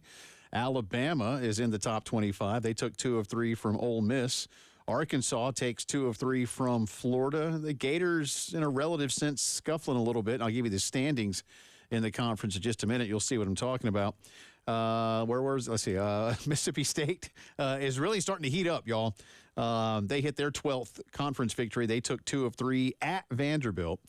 Texas A&M took 2 of 3 against a pretty good Georgia team, and LSU won a series against Auburn, but LSU still not having the kind of season they would like to have. So the standings as we speak in the SEC look like this. And really, let me say this.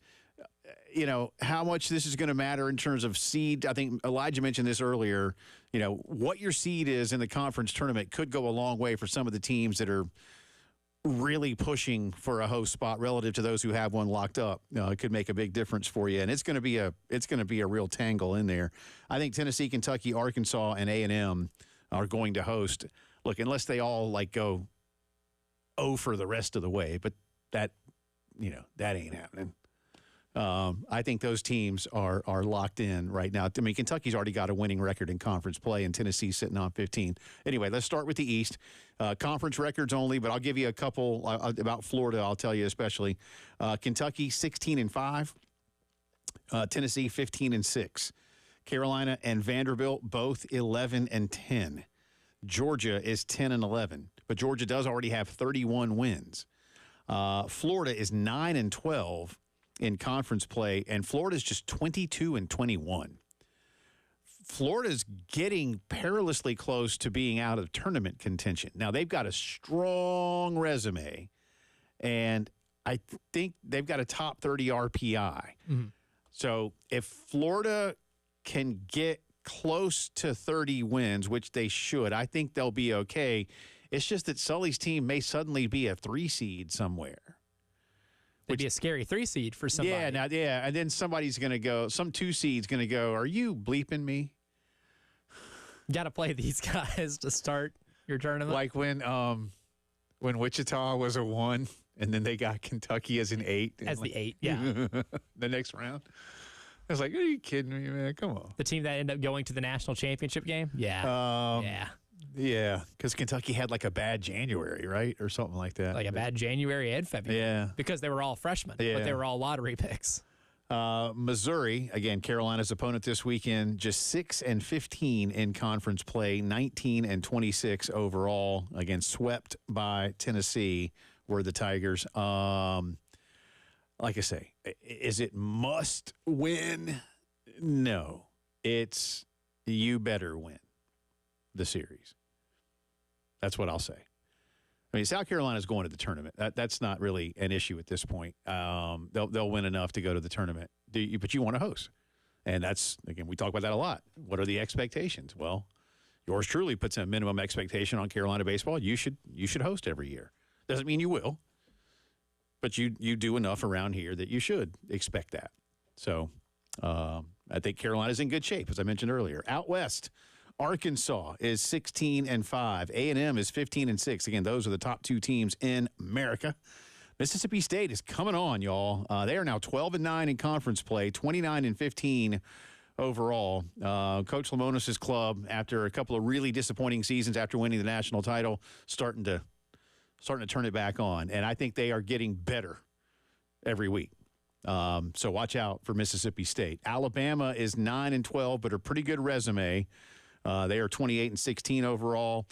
LSU, this is where it gets interesting to me. LSU and Ole Miss are both 7-14, but LSU dominates their midweek games. They're 28-17 to Ole Miss is 23-20. And just real quick, Auburn is 3-18. They are 21-22. LSU's 28-17. But it's very unlikely that LSU is going to finish with a winning conference record. So there again, LSU may be like Florida, might be somebody's. They'd probably be more in line for a 2 because they'll get into the low to mid 30s, I think, in overall wins barring disaster. Yeah. Which I would say disaster is losing 2-3 to Auburn. Yeah. But they're okay. Ole Miss has work to do, I think. They may miss the playoffs again. Sorry, tournament. But we'll see. I don't know. But LSU, I think, is going to be okay. Florida, I think, is going to be okay. Need to win a little bit. Florida needs to start winning, man. Again, Florida, I just think the committee is going to look at Florida's resume and RPI and have a difficult time leaving them out. They will not host. No, certainly. Unless they just go on a massive run here at the end. Like say go 7-2 in the rest of the regular season and maybe win the SEC tournament. Then I could see Florida host. But I don't think that's going to happen either. At some point, it matters if you win more games than you lose. It does. That's a great point, Elijah. At some point. That's going to have to matter. I'd have to agree with you. I don't care how much the computers love you. The Electric Light Orchestra loves you. So that's right. That's right. Don't care. We're going to try to explain that thing later in the week, that ELO ranking. The word try is doing some really heavy lifting. I'm not. I'm going to let you do it, man. Oh, God. Because I started looking at it.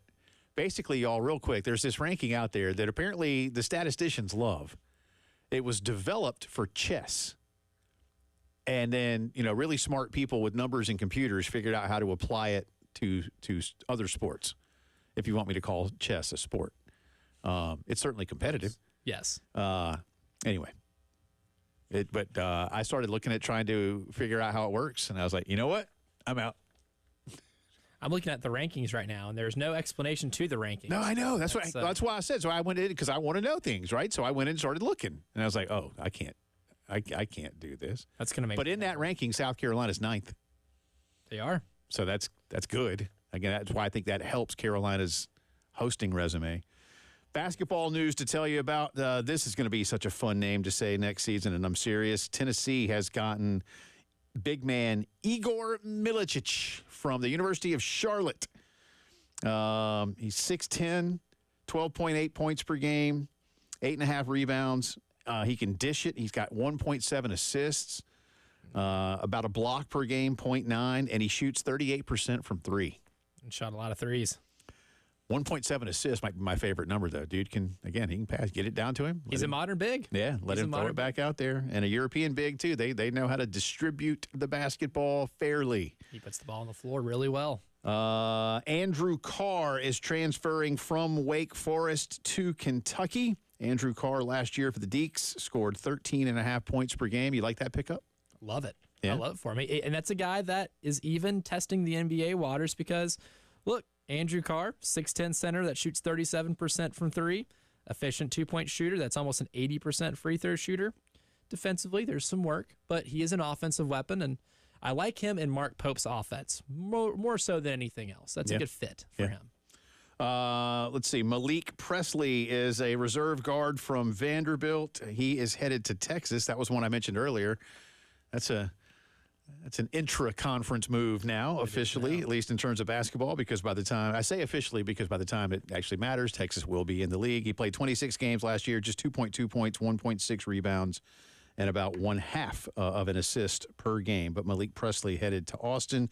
Mark Mitchell, a very good Duke basketball player, is going to now be a very good Missouri basketball player. 11.6 points, played nearly 30 minutes a game, 6 rebounds, 1.1 assists, and 0.7 blocks. Duke is going to be really good, but they're turning over the roster. Oh, almost completely. They had 9 players into the transfer portal.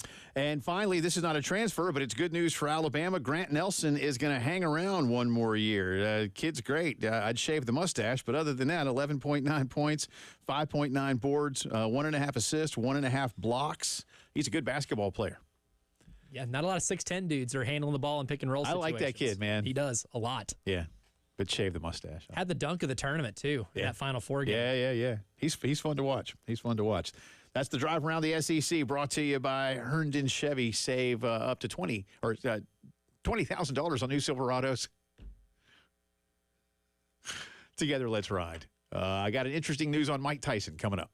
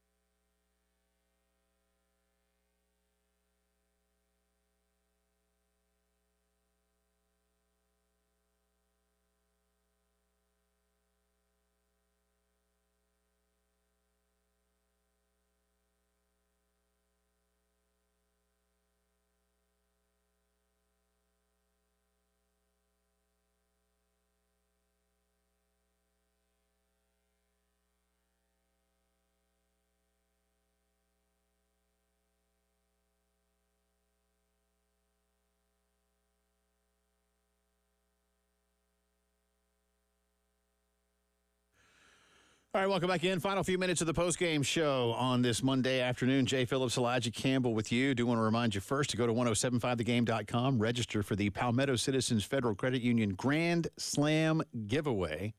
Every game, Palmetto Citizens is putting $25 into the pot. If a Carolina hitter hits a Grand Slam home run, you could win all of that cash. And right now, as Terry Ford tells us, it is at $1,075. A lot of money. Yeah.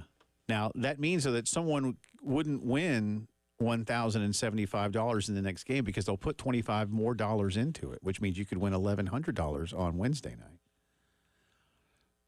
If my math is correct, and you get to add $25. Yeah. You can buy a lot of Taco Bell for $1,100. Can you buy a Taco Bell for $1,100? Flirting with it. At least that day's food. You're in the ballpark. I do like Taco Bell. 1075thegame.com. Register. Good luck. Look for one of those, as Ford says, those clicky, spinny thingies. Reminder, you can't win if you don't enter. Man, I'm telling you, you are killing it with the facts today. I'm preaching. I mean, here right now. Absolutely killing it. Here's another fact for you. Mike Tyson's old. Fact number 2. He's not getting younger. He used to be. Again. All right. Spot the lie. Yeah. You can't. You can't do it. Jake Paul is 30 years younger than him. And their fight at Jerry World later this summer is now going to be a sanctioned professional fight.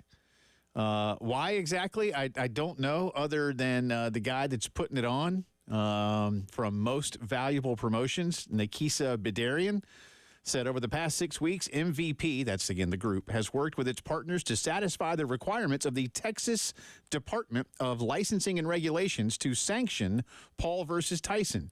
And we are grateful that we have gotten to this point. According to this report, since the announcement, there were questions surrounding what the rules would be, given that the two fighters, again, have a 3-decade age difference. They're going to fight 8 2-minute rounds. And again, this is going to be at Jerry World.